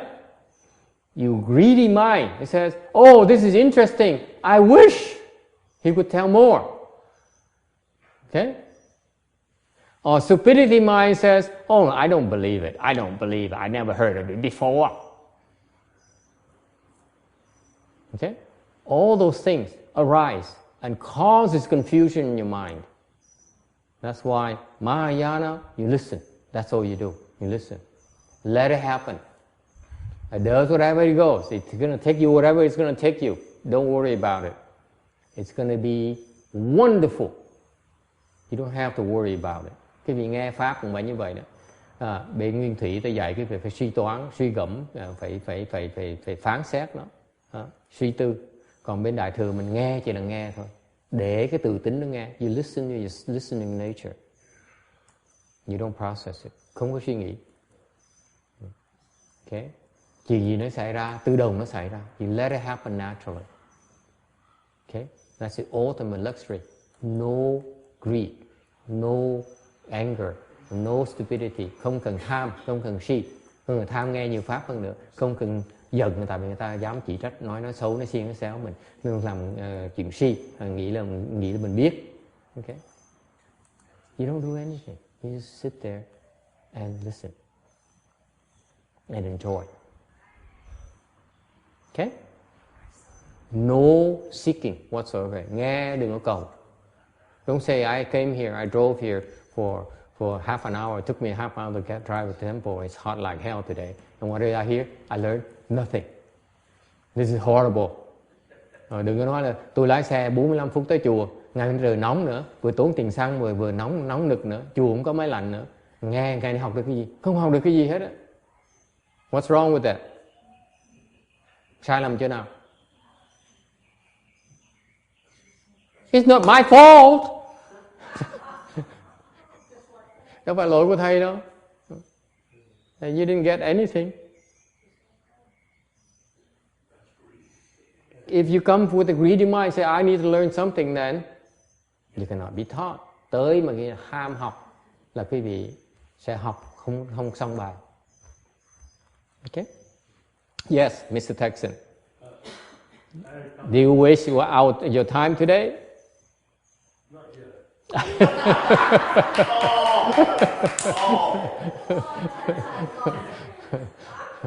What did you say about criticizing the Sangha master? Yeah, very serious offense. He still doesn't get it. What can I do? Yes. Number 8, the body like empty space that pervades all places like empty space. Yeah. This is not really a foreign concept in the West. Yeah. It is a foreign concept. God has a body. It's a very concept I myself initially have a hard time accepting. How can you pervade everywhere at the same time? Because you're more critical. Huh? How? It's a very good question. This is a foreign concept for the Westerners. Cái phần thứ 8 là cái thân biến chư xứ. It's not a foreign concept, that's my point. It's not a foreign concept. That people believe that God permeates everything. No, God only permeates only this world. Because we're talking about this, He permeates the entire universe. This says He pervades the entire universe. Well, plenty of Christians believe that God permeates the entire universe. Well, the Christian believe only this world, this world here. It's limited to that. In Buddhism, there's a concept of the universe where it's everything. Okay? It's not available in Catholicism, by the way. You have to be precise. Okay? This world here, the Catholics, only this physical world they know of. The Buddhist concept of the universe is beyond our imagination. There's a big difference. Okay? It's similar on the surface, but it's a huge difference, if you ask me. Okay, go on. Well, it's just that there's a concept of spiritual being permeating everything. Why is it possible? Tại sao mà có cái thân mà có thể biến chư xứ được? Cái thân nó hiện diện tất cả mọi nơi cùng lúc được. Why is that? Roberta, why is that? Well, how can a body can be present everywhere at the same time? How is it possible? It's limitless. It's unconceivable. Well, it's a subtle. First of all, it's not a physical body. It's subtle body. Huh? It's not the material body. It's not the material we see, our common sense see. It's something, information. I cannot describe that. But Yeah, you're on the right track. Basically, it pervades everywhere because, yes? Maybe your belief, Very close. It's pretty hot. Yes? Because his mind has no hindrance. The reason that you don't believe it because you don't think it's possible because you don't believe it. Your mind has a little hindrance. Remember we talked about? You think it's not possible? The Buddha has no such hindrance in his mind. That's why his body is everywhere. There's not even a trace of hindrance. None whatsoever. John sits there and says, I don't know. How is it possible? I'm so uncomfortable right now. That's a hindrance. You see that? This is a hindrance because I want comfort. You understand? Okay? Is this a hindrance as well? Is it a hindrance or not? Is it a hindrance or not? Now John is doing it. That's why I'm beating him to the punch. Is it a hindrance or not? For the Buddha, nothing's a hindrance. Wanting comfort is a hindrance. Yeah, this is comfortable. No hindrance whatsoever. Không hoàn toàn không bị một cái sự một cái sự cố chấp gì trong tâm mình hết đó. Thì bởi cái thân nó biến, nó vàng biến. Okay? When your mind has no hindrance, okay, you're everywhere at the same time. That's what it takes. Okay? No limits. Yeah, no limits. You don't stop yourself. Sometimes I can understand this, even I never see, but I can. Sometimes if I focus my mind well in one class, and one student cannot recite the words, I just give him hint without saying anything, just in mind. Yeah. And then they can catch right away. Sure. And then, what the word is, then I just tell him by mind. Yeah. And I don't say anything. I don't even look at them. Sure. And they remember immediately. Now do it infinitely. That's the Buddha state. The Buddha can do with infinite number of people at the same time. Right. At the same time. Yes. You only do one person. Yes. Okay? It won't work with me. You do that to me, it won't work. But I'm telling you right now, okay? And don't try to scare me. But the Buddha, he can do that infinitely. If I try to do that, it doesn't work. But sometimes it's just like I feel I need help him, but I didn't say. Well, you know, there's a way to do that. I'm not going to teach you. Okay. It works fine, but then it doesn't work. It's the reason why it works, reason why it doesn't work. Second time. But anyway, it's not that important. Okay. This reminds me of this story. Okay.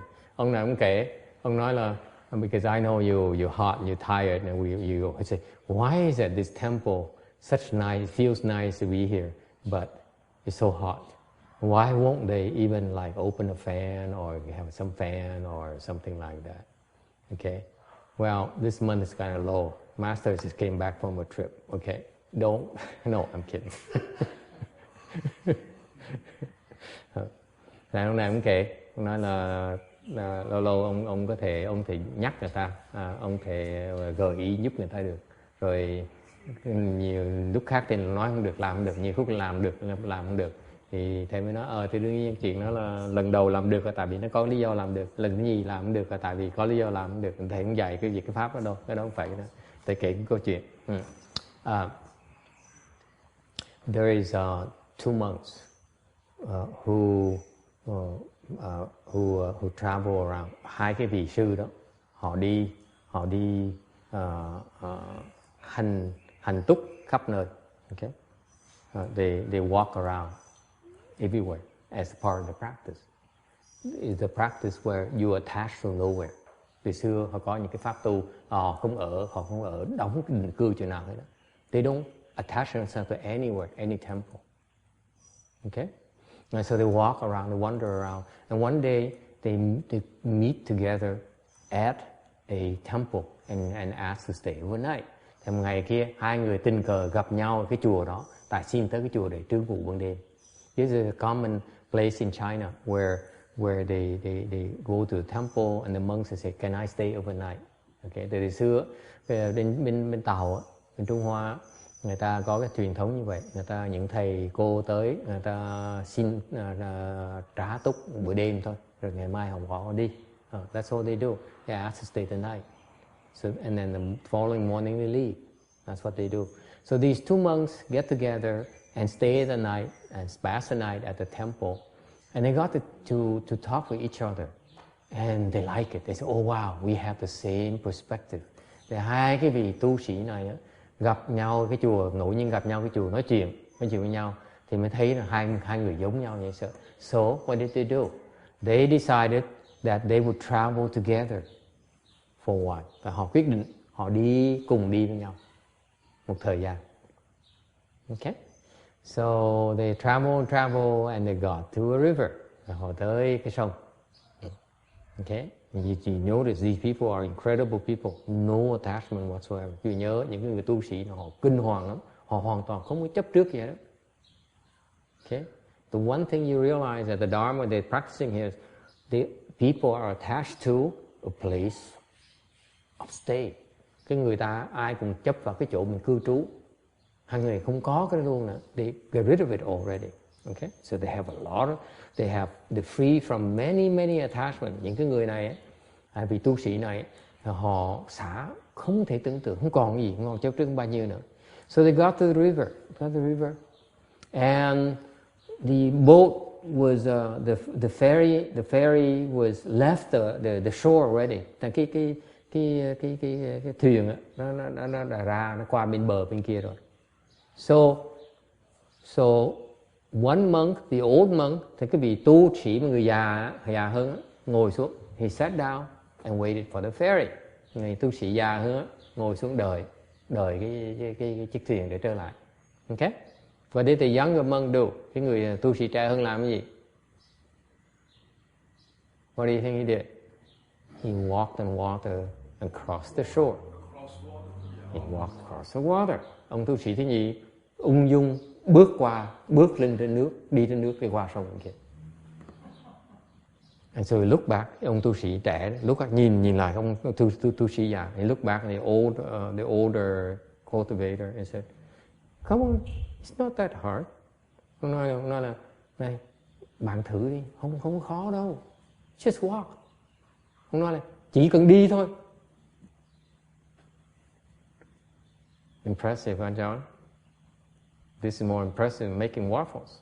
Wouldn't you say? Yes. Just by a little. Just a little. See? It's that easy. Just walk. He says, it's not that hard. Just walk. You too can do it. Ông nói là thầy cũng làm được. Thầy chỉ đi thôi.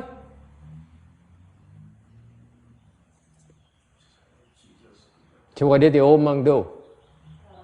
Sending. What would you do if someone tells you that? The story I heard before is to say, if I knew you can do this, I would make you like first. That's right. That's right. Correct. The monk wouldn't do it. Wouldn't do it. Thầy tu già không chịu làm. He sat there. Didn't say anything. Không nói gì hết. Didn't say anything. So the other monk went over to the other shore, looked back and said, he's still not coming, so he walked back on the surface, on the water. Tại cái vị tu sĩ trẻ đó, đi bước qua trên mặt nước qua sông, xong thấy ông thầy già không chịu đi, thằng bước qua bằng nước về đó. So he did it twice, came back to the other shore and said, "Why won't you?" The old monk says, "If I knew that you're into this kind of thing, you strain yourself for these useless things, I would have not walked with you."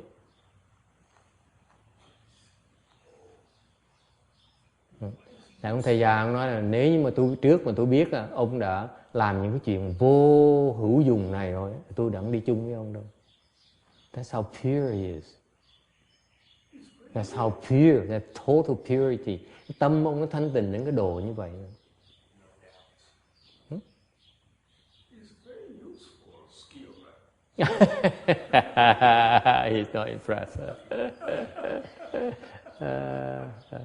What for? It's not the skill. He had no doubts, and he couldn't do it, so he did it.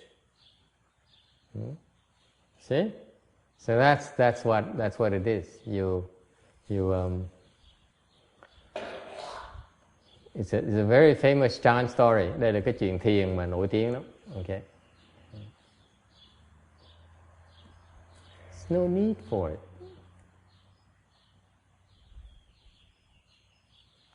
Okay? Same thing. If you're sick, go see a doctor. There's no need for your spiritual penetrations. No need. Okay? Got it? Okay, no hindrance. No hindrance. No seeking. See? What's wrong with what's wrong with walking across the water? Quý vị nghĩ lại cho qua theo cái chuyện này á, mình bước lên mặt nước để qua sông để nó lầm chỗ nào, nó sai chỗ nào. John says nothing wrong with it. Shending agrees. It's nice spiritual penetration. Một người thì nói, nha sĩ nói là không có gì wrong, không có gì sai hết đó. Cái người kia thì nói là cái thần thông là rất hữu dụng. Yes, Mr. Texan. Well, first off, it's showing off. And secondly, when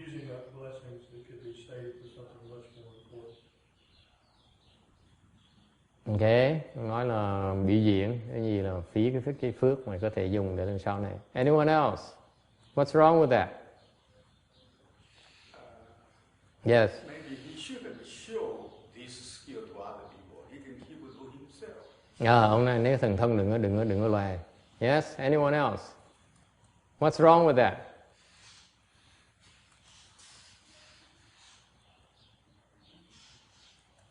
You don't get it, do you? What's wrong with that?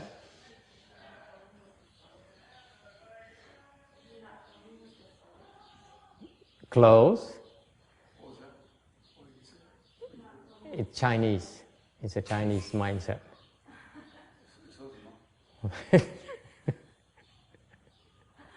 What's wrong? Huh?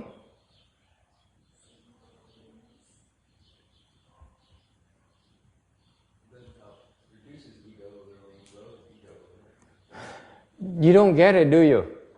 See, this is what's so sick about all of you. That's why you don't get it. That's precisely my point. None of you gets it.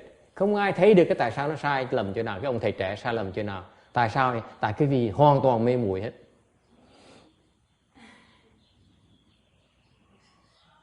What's wrong with you? Sai chỗ nào? What's the hurry? What's the hurry? Hả? Có gì có bắt không? Huh? Is there a fire? Is there something you need to do when you get over the other shore? Yeah, to go to the temple to get To go to the next temple, right? What's the hurry? It's getting dark. Their practice is no goals. Đi vậy thôi. Cái pháp họ đôi là họ chỉ đi thôi. You see that? So what's the hurry? If you have no goal, what's the hurry? Why is this young monk so in such a hurry? Cái người thầy trẻ tại sao mà hấp tấp như vậy? He can see his mind. He's a young monk here. You don't understand the subtlety here because you are so confused. You see, he's a young monk. Here's the problem. He goes to the river. What does he see?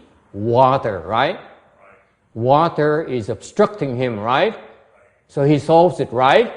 No obstructions. The monk says what? There's no obstructions. I don't need to do anything. I accord with conditions. I don't go against conditions. That's cultivation.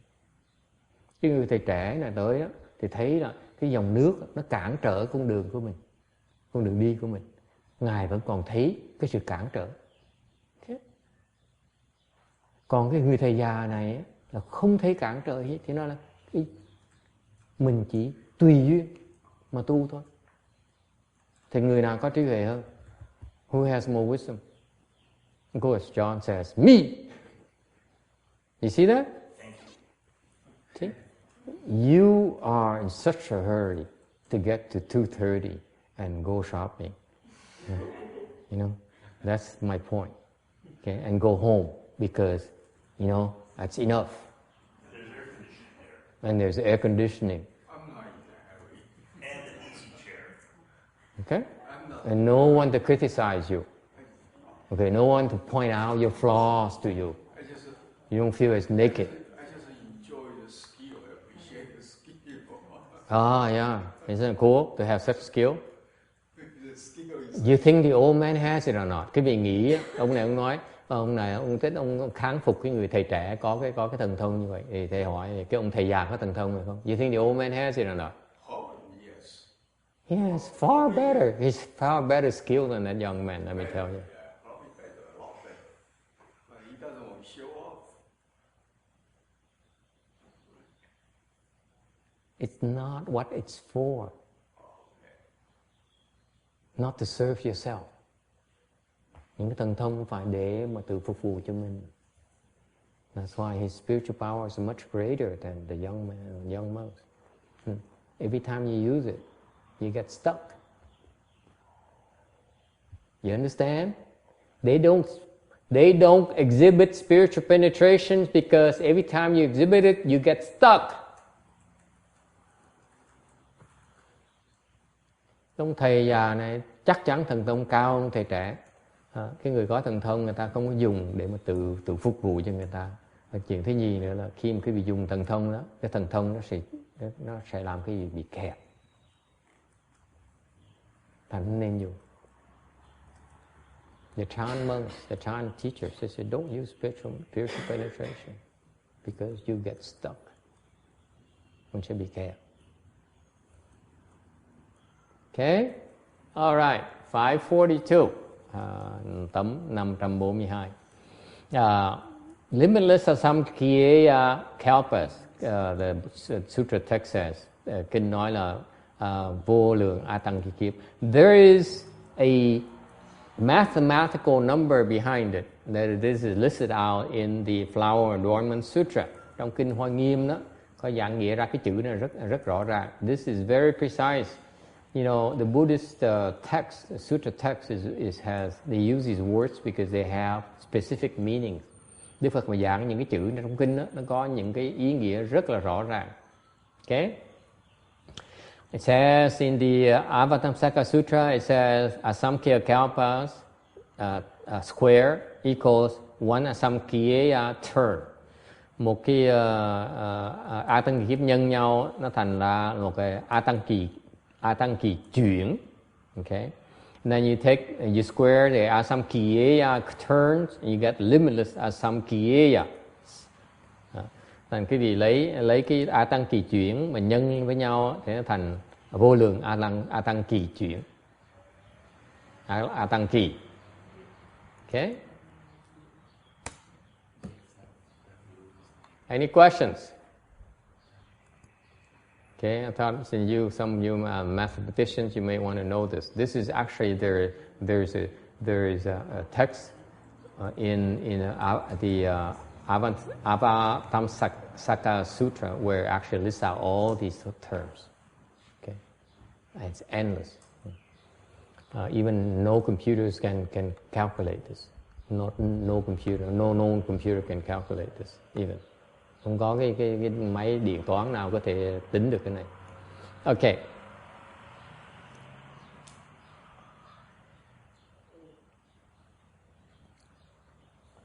Okay. This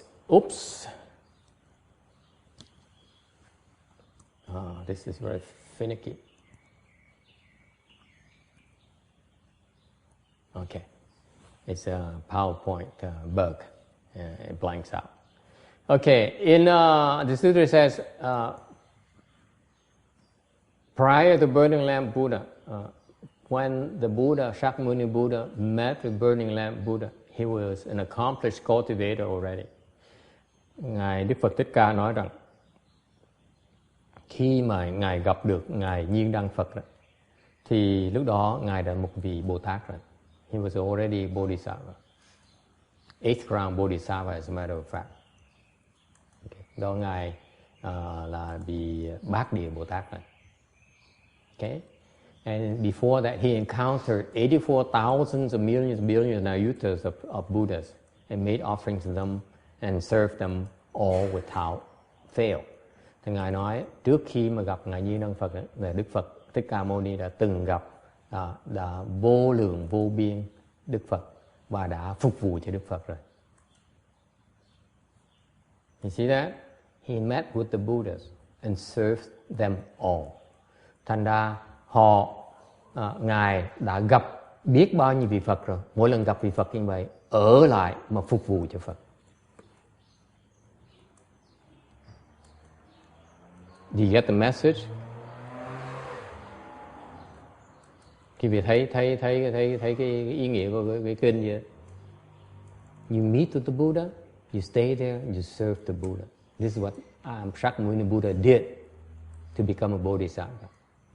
Khi mà Ngài Thích Ca Mâu Ni, Ngài lúc đó mà trở thành được Bồ Tát là tại vì đã từng gặp Phật và phục vụ cho Phật rồi. Đó là cái pháp Bồ Tát. That is the Dharma of becoming a Bodhisattva. Is it clear? You meet with the Buddha, you serve the Buddha. Gặp Phật và ở lại để phục vụ cho Phật. All right? And he made offerings to them all, meaning without fail, he stayed on and served them all. Okay. However, in this Dharma ending age, anyone who can receive whole sutra and read and recite, merit and virtue much greater. And there's no possible way to express a comparison or an analogy. Thành ra trong cái thời mạt Pháp này, nếu có ai có thể được thọ trì đọc tụng thì cái công đức nó còn lớn hơn công đức của Phật đã cúng dường cho biết bao nhiêu vị Phật trước. Và không thể nào so sánh, không thể nào diễn tả được. Tại sao nhỉ? Why is that? Why is that? Tại sao như vậy? Yes, don't tell me that because the Buddha says so, therefore it must be true. Thì đừng có nói với thầy là tại nếu Đức Phật nói như vậy, tức là chắc chắn là đúng rồi. Yes, it's true. But why is that? Why is that? The merit and virtues of going there and offerings to the Buddha, bow to the Buddha, cook for the Buddha, wash the Buddha, okay? For all these Buddhas, is not even close to the merit and virtues of receiving, holding, and reciting, and explaining and studying the sutra. Why is that? Tại sao cúng dường cho Phật vô lượng vô biên chư Phật như vậy còn thua công đức, còn thua công đức một cái người thọ trì đọc tụng cái kinh này, giảng kinh này? Tại sao như vậy? Why?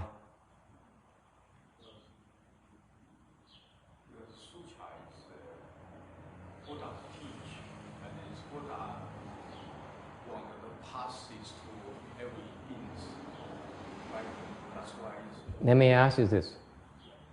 How many of you are able to encounter and read and recite the sutra? Thầy hỏi cái vị ngược lại. Bao nhiêu cái thời mạt Pháp này, bao nhiêu người có thể thọ trì đọc tụng được cái kinh Kim Cang này? Tell me, how many people? How about in Los Angeles? Huh? How many people? I know one. I counted 11 of you today. 11. 12, me included. I think I should count myself too. 12 people today.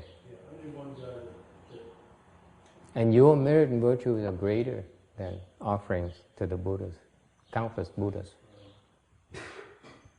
Why is that? Tại sao như vậy?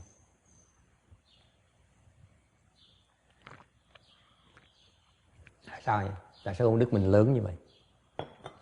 Yes. This is the method for becoming learning the method of becoming it's different from just getting some blessings. Let me explain to you. Thầy giảng cho quý vị nghe này.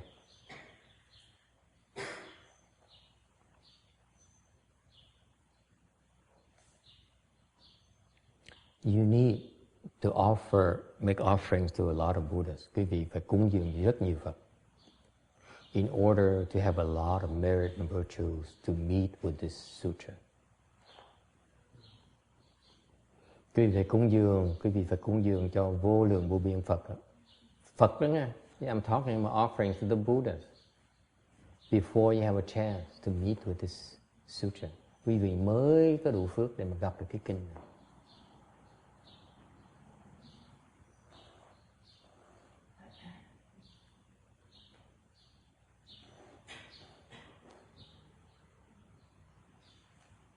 Okay? Because if you will, and I'll give you a simple analogy for you, for your sake.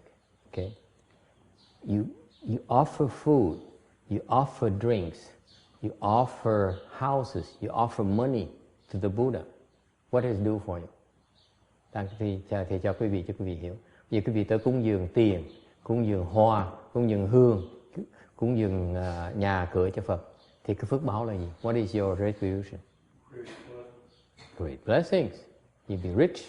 You'll be so rich. Quý vị giàu không thể tưởng tượng được. Thì you say, yeah. Okay? But what does it do for you? Cái giàu nó làm gì quý vị? That's all you get. You get all these blessings. But if you recite the sutra and study the sutra What benefit you get out of it? You know how to become a Buddha. Okay? Cái phước báo mà quý vị cúng dường cho Phật, cúng vị cho Tăng, cúng vị cho Tam Bảo nó là phước báo quý vị giàu có, sung sướng, đầy đủ. Okay? Đời đời kiếp kiếp. Infinite lifetime to be rich. Okay? All those blessings would be required for you to encounter a dharma to become a Buddha. Okay? Có phước như vậy, quý vị mới có đủ cái cơ hội để mà gặp một cái pháp để giúp quý vị thành Phật.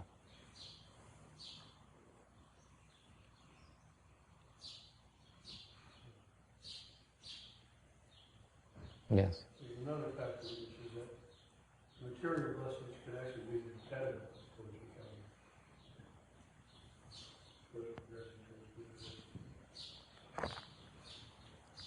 Okay, is that clear? It's proportional. It's the use of the blessings that we're talking about. Cái dùng của phước để làm cái gì? Is it clear now? Yes. Shifu, I thought if you make donations to the triple jewel, isn't that supposed to generate non-outflow blessings, not just?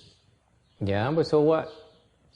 But if you just It's not directly. It's going to help you directly become a Buddha. This sutra here will help you become a Buddha quicker. This is a shortcut to Buddha position. Whereas the other, you have the non-outflow blessings, but then it manifests in the form of a temple, in the form of disciples, and in the form of so and so and so. It's limitless forms. This is very specific. This is to help you become a Buddha. Just the same as Chan Chi is to help you become enlightened. This is why we organize Chan Chi, to help you become enlightened, period. Is that clear? So you need to plant blessings of the Chan Chi. Okay? You need to plant blessing for the particular Dharma. You need to plant blessings for rebirth. You don't plant it, forget it. Is it clear? Cái vị nghe không? Cái pháp đó, nó có cái dùng của nó. Cái vị trồng phước của cái pháp nào thì hưởng cái phước của cái pháp đó. Okay? Muốn cái pháp thiền thất, cái pháp thiền thất là pháp để cái vị giác ngộ, phải trồng cái phước để thiền thất, để mà có hưởng được, để mà sau này giác ngộ nhờ cái thiền thất. Muốn trồng cái phước vãng sinh, muốn vãng sinh phải trồng cái phước vãng sinh, chứ vì nó trồng loạn sang ngầu hết đó, là ráng mà chịu. Okay? Is that clear? It's very specific. This is the message I want to send you today. This is not a lot of imprecise wording. This is very precise wording.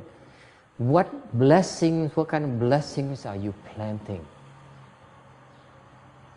Mình tự hỏi cái pháp mình đang trồng là pháp cái phước gì cho cái pháp nào để mà hưởng cái pháp đó.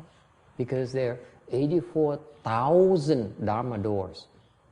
Which blessings, which Dharma door are you creating blessings for in order to benefit from it? Okay?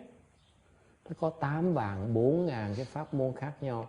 Quý vị tạo phước thì đang tạo phước với cái pháp môn nào để mà hưởng cái pháp môn đó. Yes. Can you create blessing not just for yourself but for the others as well? Yes. What happens is you create blessing for others. Như cái vị tạo phước, câu hỏi là tạo phước cho không phải chỉ riêng cho mình mà cho chúng sanh khác. Làm gì thì ra sao? Okay. When you do that, then your bodhisattva path later would be a lot easier to cultivate. The art has a hell of a time because later on they don't have conditions with other people. Therefore, they cannot cultivate. They find it very hard to cultivate. For example, the one thing that in Mahayana we stress is to help others find good known advisors. Chẳng hạn bên cái pháp đại thừa chúng ta tu đó, có một cái phần có rất quan trọng là giúp những người khác tìm thiện tri thức. Meaning that You know, don't think I was stupid enough yesterday to say during the Chan class that, I appreciate you coming here, but I learned my Chan skills from Master Hsuan Hua, my Chinese teacher. You should go to learn from him. It's better. I'm not chasing you. I'm not being humble. Okay? Well, maybe I am humble. It's not supposed to be funny. Okay? See, that's what I said yesterday. I said, because why? Because it's part of my consistent. I say that I want you to know there's a Dharma, it's very good Dharma. Go and learn and get more out of it. I don't care how you do it. It could be through me, it could be through his disciple, it could be through his books. But when I do that, then I'm creating blessings to be able to meet good advisors who can teach me. Is it clear? It's very self-serving. Humility is not even a consideration. Okay? You have to create, you have to plant blessings. How else are you gonna benefit from it? Okay? Thành ra ngày hôm qua chẳng hạn như thầy nói là thầy giảng pháp, thầy nói là lớp thiền, thầy nói là quý vị biết không, tôi học từ cái pháp thiền tôi học từ Ngài Tiên Hóa. Tại cái pháp Ngài Tiên Hóa là pháp rất là cao minh, cái gọi là Như Lai thiền, nó vô tướng, hay không thể tưởng tượng. Tôi chưa thấy pháp nào hay như vậy hết. Thành ra quý vị tới đó tìm cái sách của Ngài mà đọc, tìm Ngài mà học, tìm đệ tử Ngài mà học. Không phải tại thầy khiêm tốn đâu, nó là tại vì thầy thiệt sự là muốn giới thiệu một cái pháp nó rất cao minh để người ta tới. Ta tìm cái người thiền tri thức, tìm cái pháp đó mà tu. Thầy sẽ tạo cái phước để giúp người khác gặp thiền tri thức, chứ đâu phải là mình tham lam làm cái gì. Thì sau này mình mới gặp được thiền tri thức. Is it clear? I always refer to teachers, competent teachers. Người nào thầy giỏi là thầy thường muốn giới thiệu tới. The same thing, same token. If I find a teacher is not competent, will cause problem for you. I say it, and it sounds great, right? It sounds like I'm jealous because the teacher is more famous, has more money, a bigger temple than I do, has more disciples than I do. It's not the case. Okay? If I'm jealous, if I'm envious of the other, then I will never be just like as good as they are. Okay? Ngược lại, nếu mà thầy nói là nó xấu, xuyên tạc người khác, nói là ông thầy kia vẫn chưa giỏi này nọ. Mà nếu cái tâm thầy như vậy là cái tâm mà ganh tỳ, căm đố kỵ, tâm mà thèm thuồng cái sự thành công người ta, thì thầy sẽ không bao giờ đạt được cái trình độ của người kia. Okay? It depends on what you're looking for out of cultivation. Tùy cái vị tu để làm cái gì, mục tiêu để làm cái gì. Alright. The other days I have a visiting monk. Hồi đó cách đây vài ngày có một ông thầy đó. And he came, he says, I build a lot of temples. Tôi xây rất nhiều chùa. Why? Tại sao vậy? Because I tell the people I meet, tại tôi nói những người tôi gặp, I tell them, if you want money, you want famous, you have to donate to Triple Jewel. You have to thì ông nói là tại vì tôi gặp những người mà tôi gặp nói chuyện tôi khuyên họ là nếu quý vị muốn giàu có thì quý vị phải cúng dường cho Tam Bảo.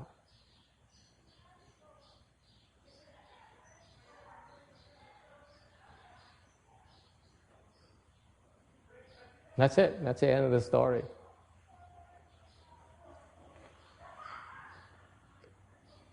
What's wrong with that?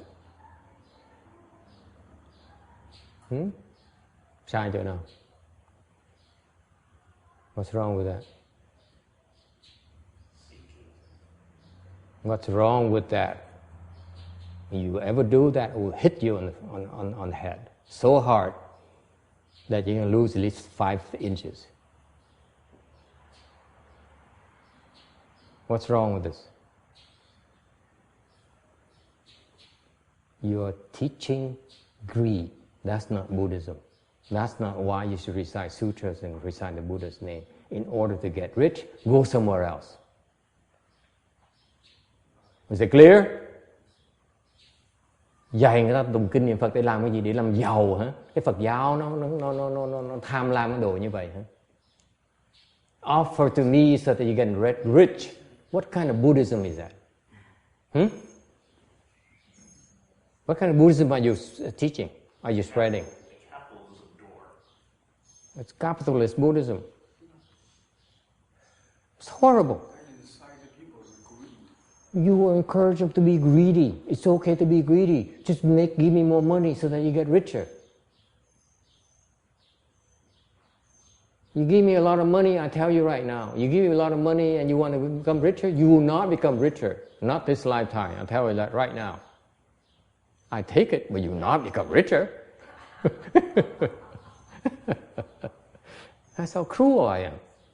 That's not Buddhism. We're practicing. You give, you're done.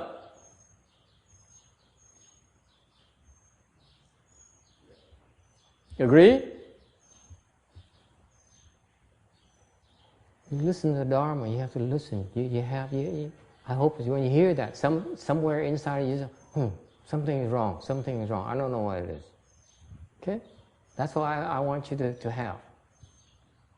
Something is wrong. How can you tell people, give more money to me so that you become richer? Give more money to him so that you become richer. Are you kidding me? What kind of Buddhism is that?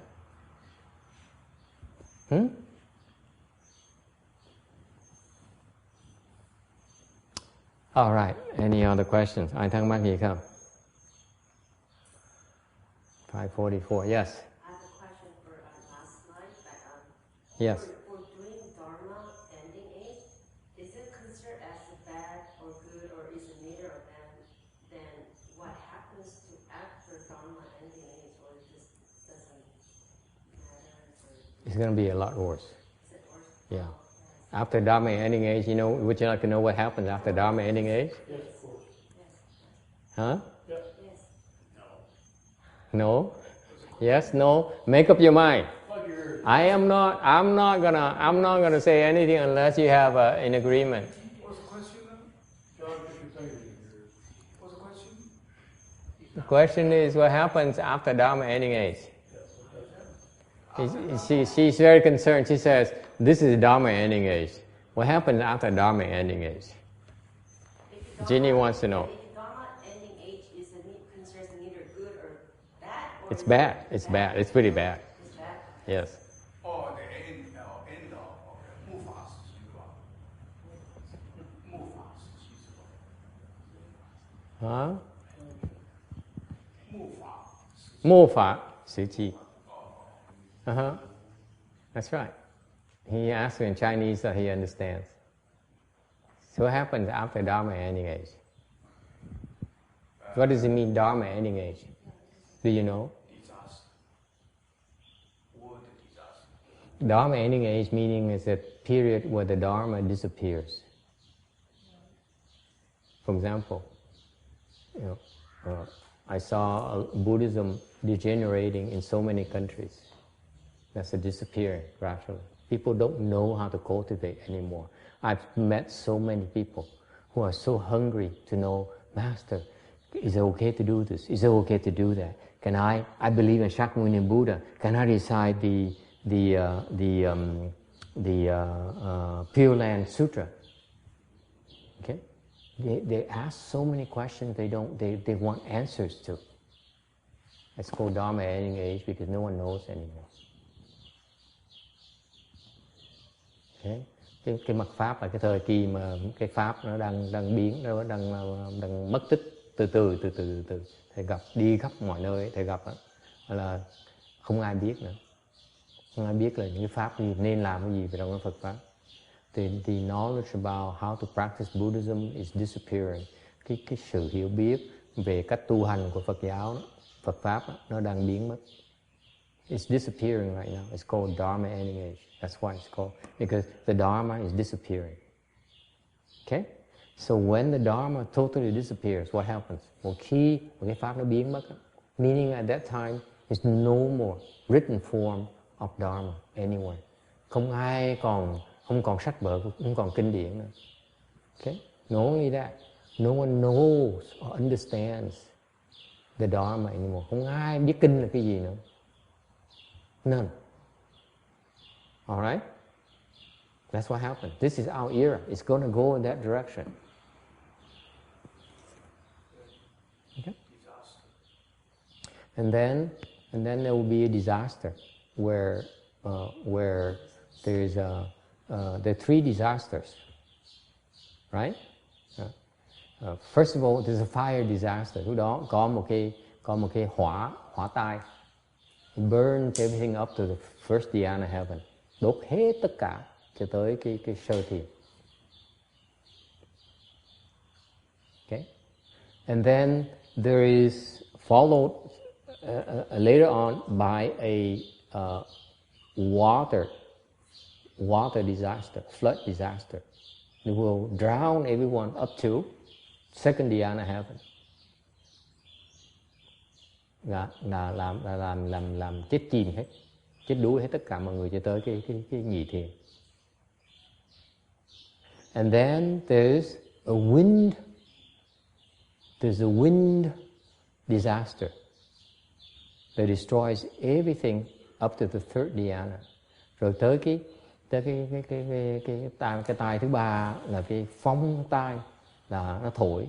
The wind blows and blows everything and destroys everything. Men, women, children, houses, animals, forests, anything, everything. It blows everything and destroys everything. Countries, okay?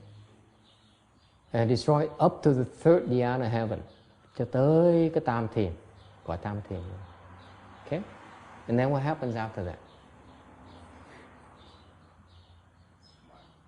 It disappears. It disappears.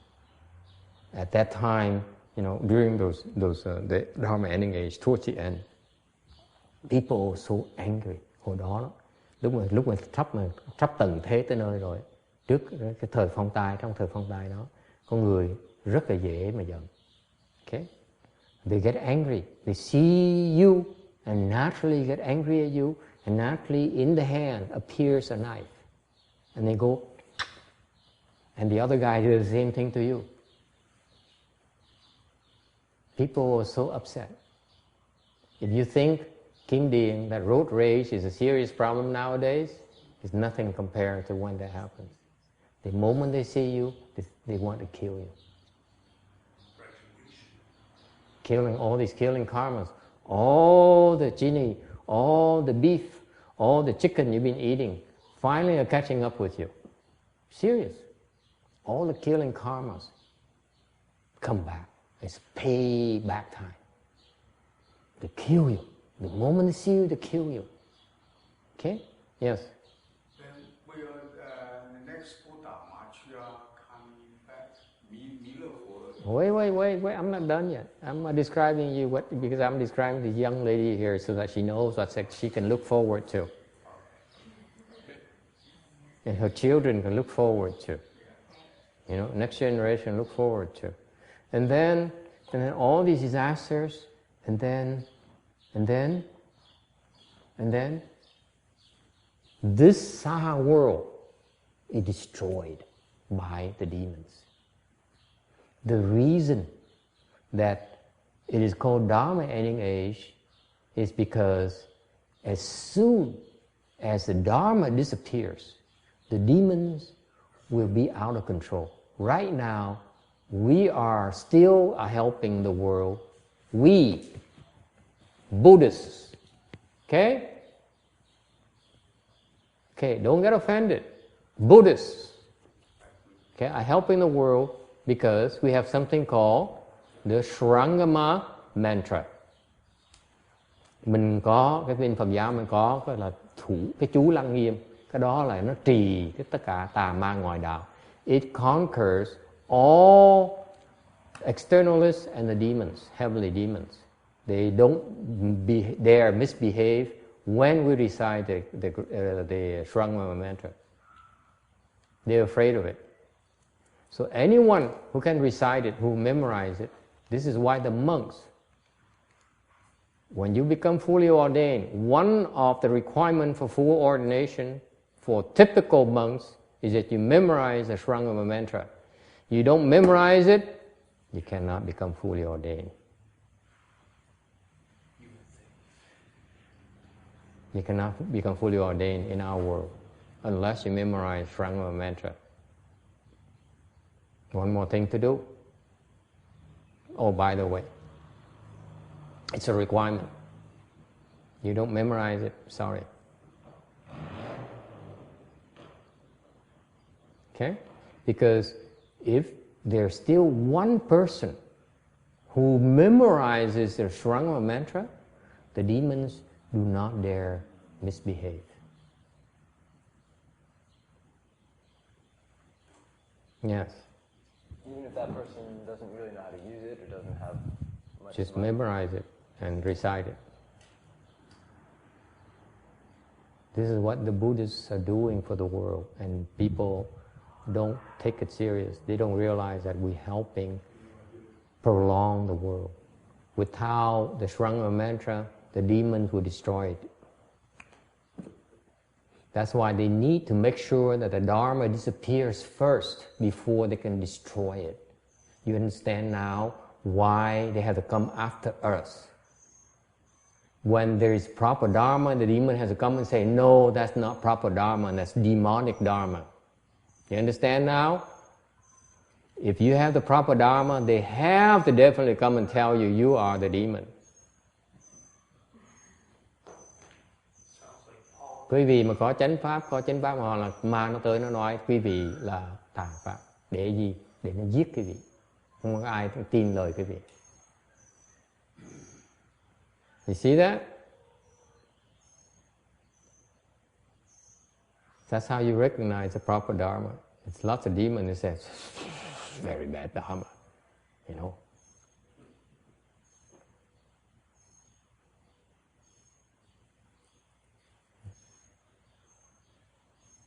Okay? And that's why the people who are not blessed are turned away and they die.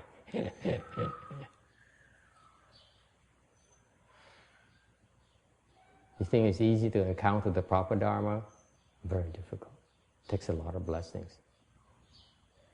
Phải trồng đủ phước mới gặp lại cái chánh pháp. Seriously. If you didn't plant the blessings in the past, you wouldn't be here. Trust me. You heard a rumor here, a rumor there, there's a very bad temple, very bad monk, and all those things. You spit on the monk's head. Okay?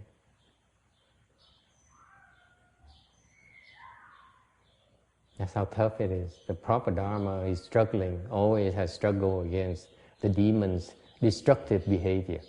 Cái chánh pháp bao giờ mà nó tới đánh hoài, không bao giờ nó ngừng nữa. The demon will always are attacking the proper Dharma. Why? Because as soon as the proper Dharma is gone, they have free reins to destroy the world. That's why they call demons. They're so stupid. They're destroying themselves. They have no place to stay once this world is destroyed. And how stupid demons are. Okay? If you have the proper Dharma, you are constantly under attack. When your Dharma is not that strong, you're very popular.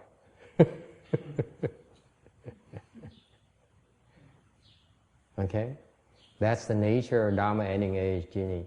They want to make sure you're gone first. They have to get you out of the way. Okay?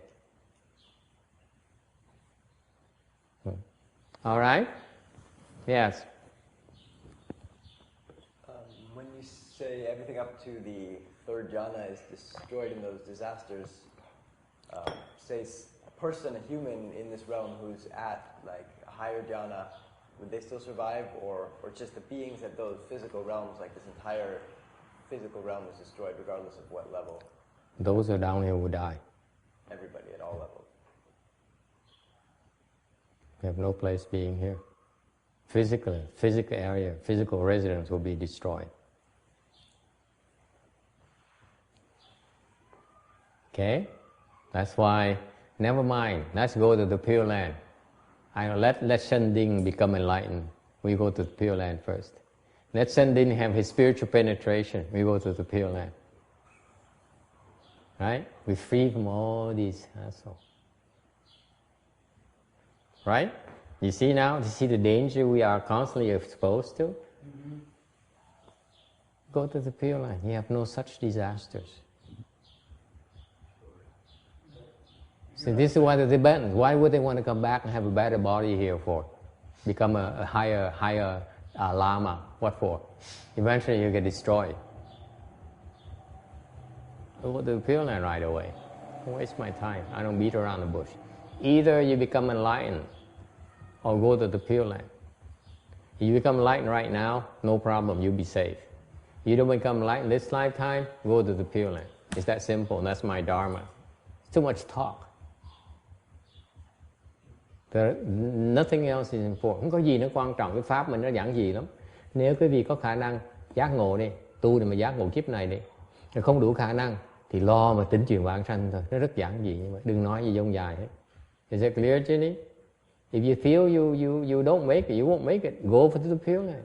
Shoot for it. Go all out. Don't waste time.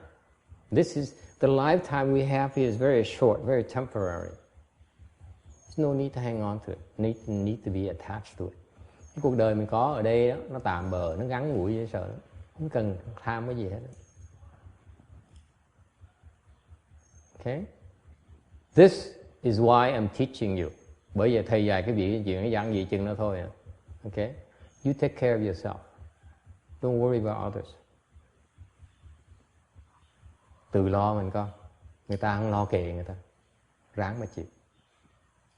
Because you will not be able to encounter this kind of Dharma. It gets harder and harder and harder. Càng ngày nó càng khó. Không dễ gặp cái pháp đâu. The best thing we have is that. I told you. Do the chanchi, cultivate to become enlightened. If not, go to the Pure Land. That's what I'm offering to you. Cái pháp thầy chừng đó thôi. Muốn tu á, thầy dạy cho mà giác ngộ. Mà giác ngộ không nổi á, thì tìm đủ mọi cách mà đi bằng sanh. Chừng đó thôi. It's just simple. Nothing else matters. No temples, no money, no disciples. You think I'm greedy for disciples? Okay. No houses, okay. No cars, no children, no family. What for? So short term. No spiritual penetration. I can't care less about it. Okay? I go to the Pure Land. I save everything to go to the Pure Land.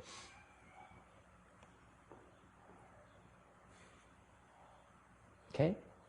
Đừng có quên chuyện đó. Mình phải lo cho thân mình trước. And that's what I'm glad to hear that someone in San Jose has a change of heart, and now she says she feels that she's going to prepare for the go to the Pure Land. She's going all out to go to the Pure Land. Makes me very happy. Somebody understands what we have to offer. Never mind about your dog. Never mind about your husband. Never mind about your wife. They don't believe it's their damn problem. You take care of yourself first. Okay? You don't take care of it, don't blame me. You're wasting my time.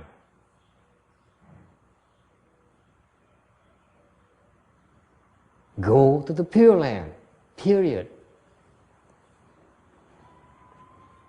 Not many of you, I count a handful maybe in my lifetime, will become enlightened. The rest of you, sorry. Okay? Forget it. Cultivate. Have fun, all things fine. But don't ever forget, go to the Pure Land. Plan the blessing, go to the Pure Land. Do not wait any second. You maximize it. What the heck are you doing chasing after stupid things in this world? How does making money, more money, going to save you? The world is being destroyed right now. Whether you like it or not. It's being destroyed day by day. Yes. I have a friend told me something may happen in recent years. It's true or not? I just asked in the world.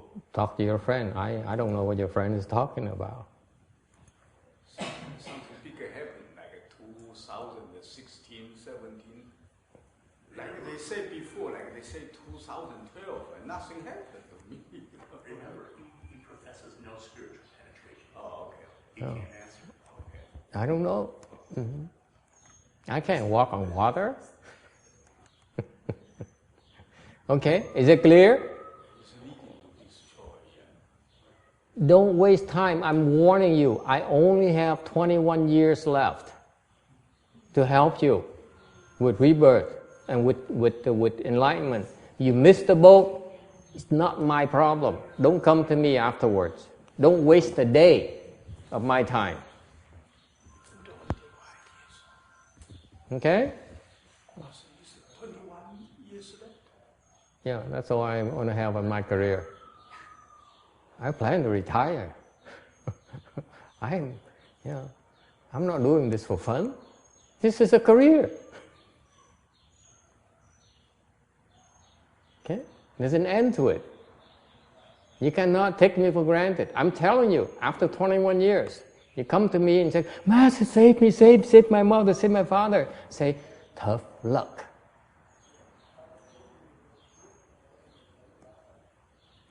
I warn you.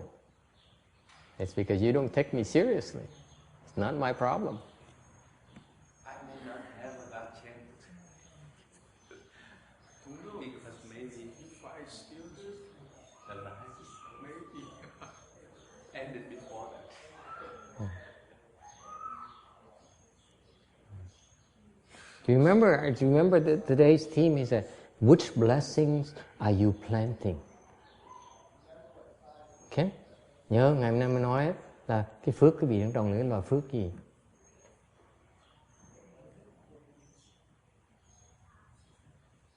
I'm advising you, plant rebirth blessings.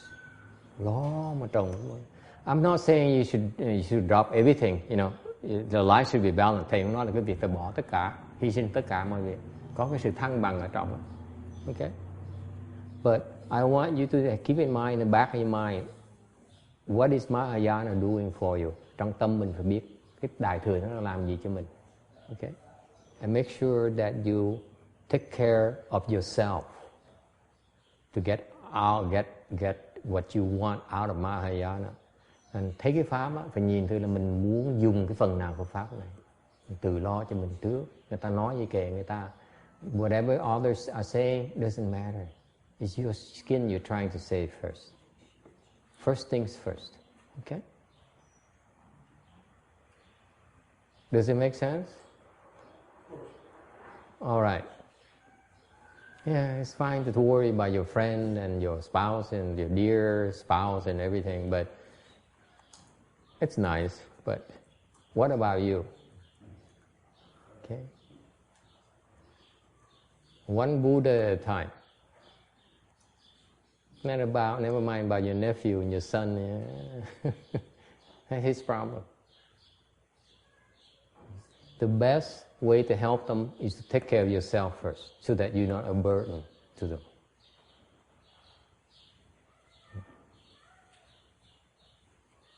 Okay? All right, let's do the transference and call it a day. Thank you for coming.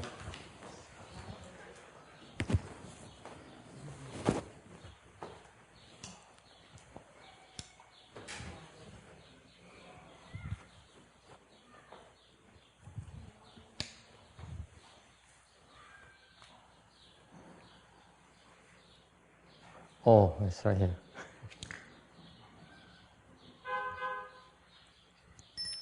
May these merits and virtues adorn the Buddha's Pure Land, repaying the four kinds of kindness above, aiding the threefold paths below.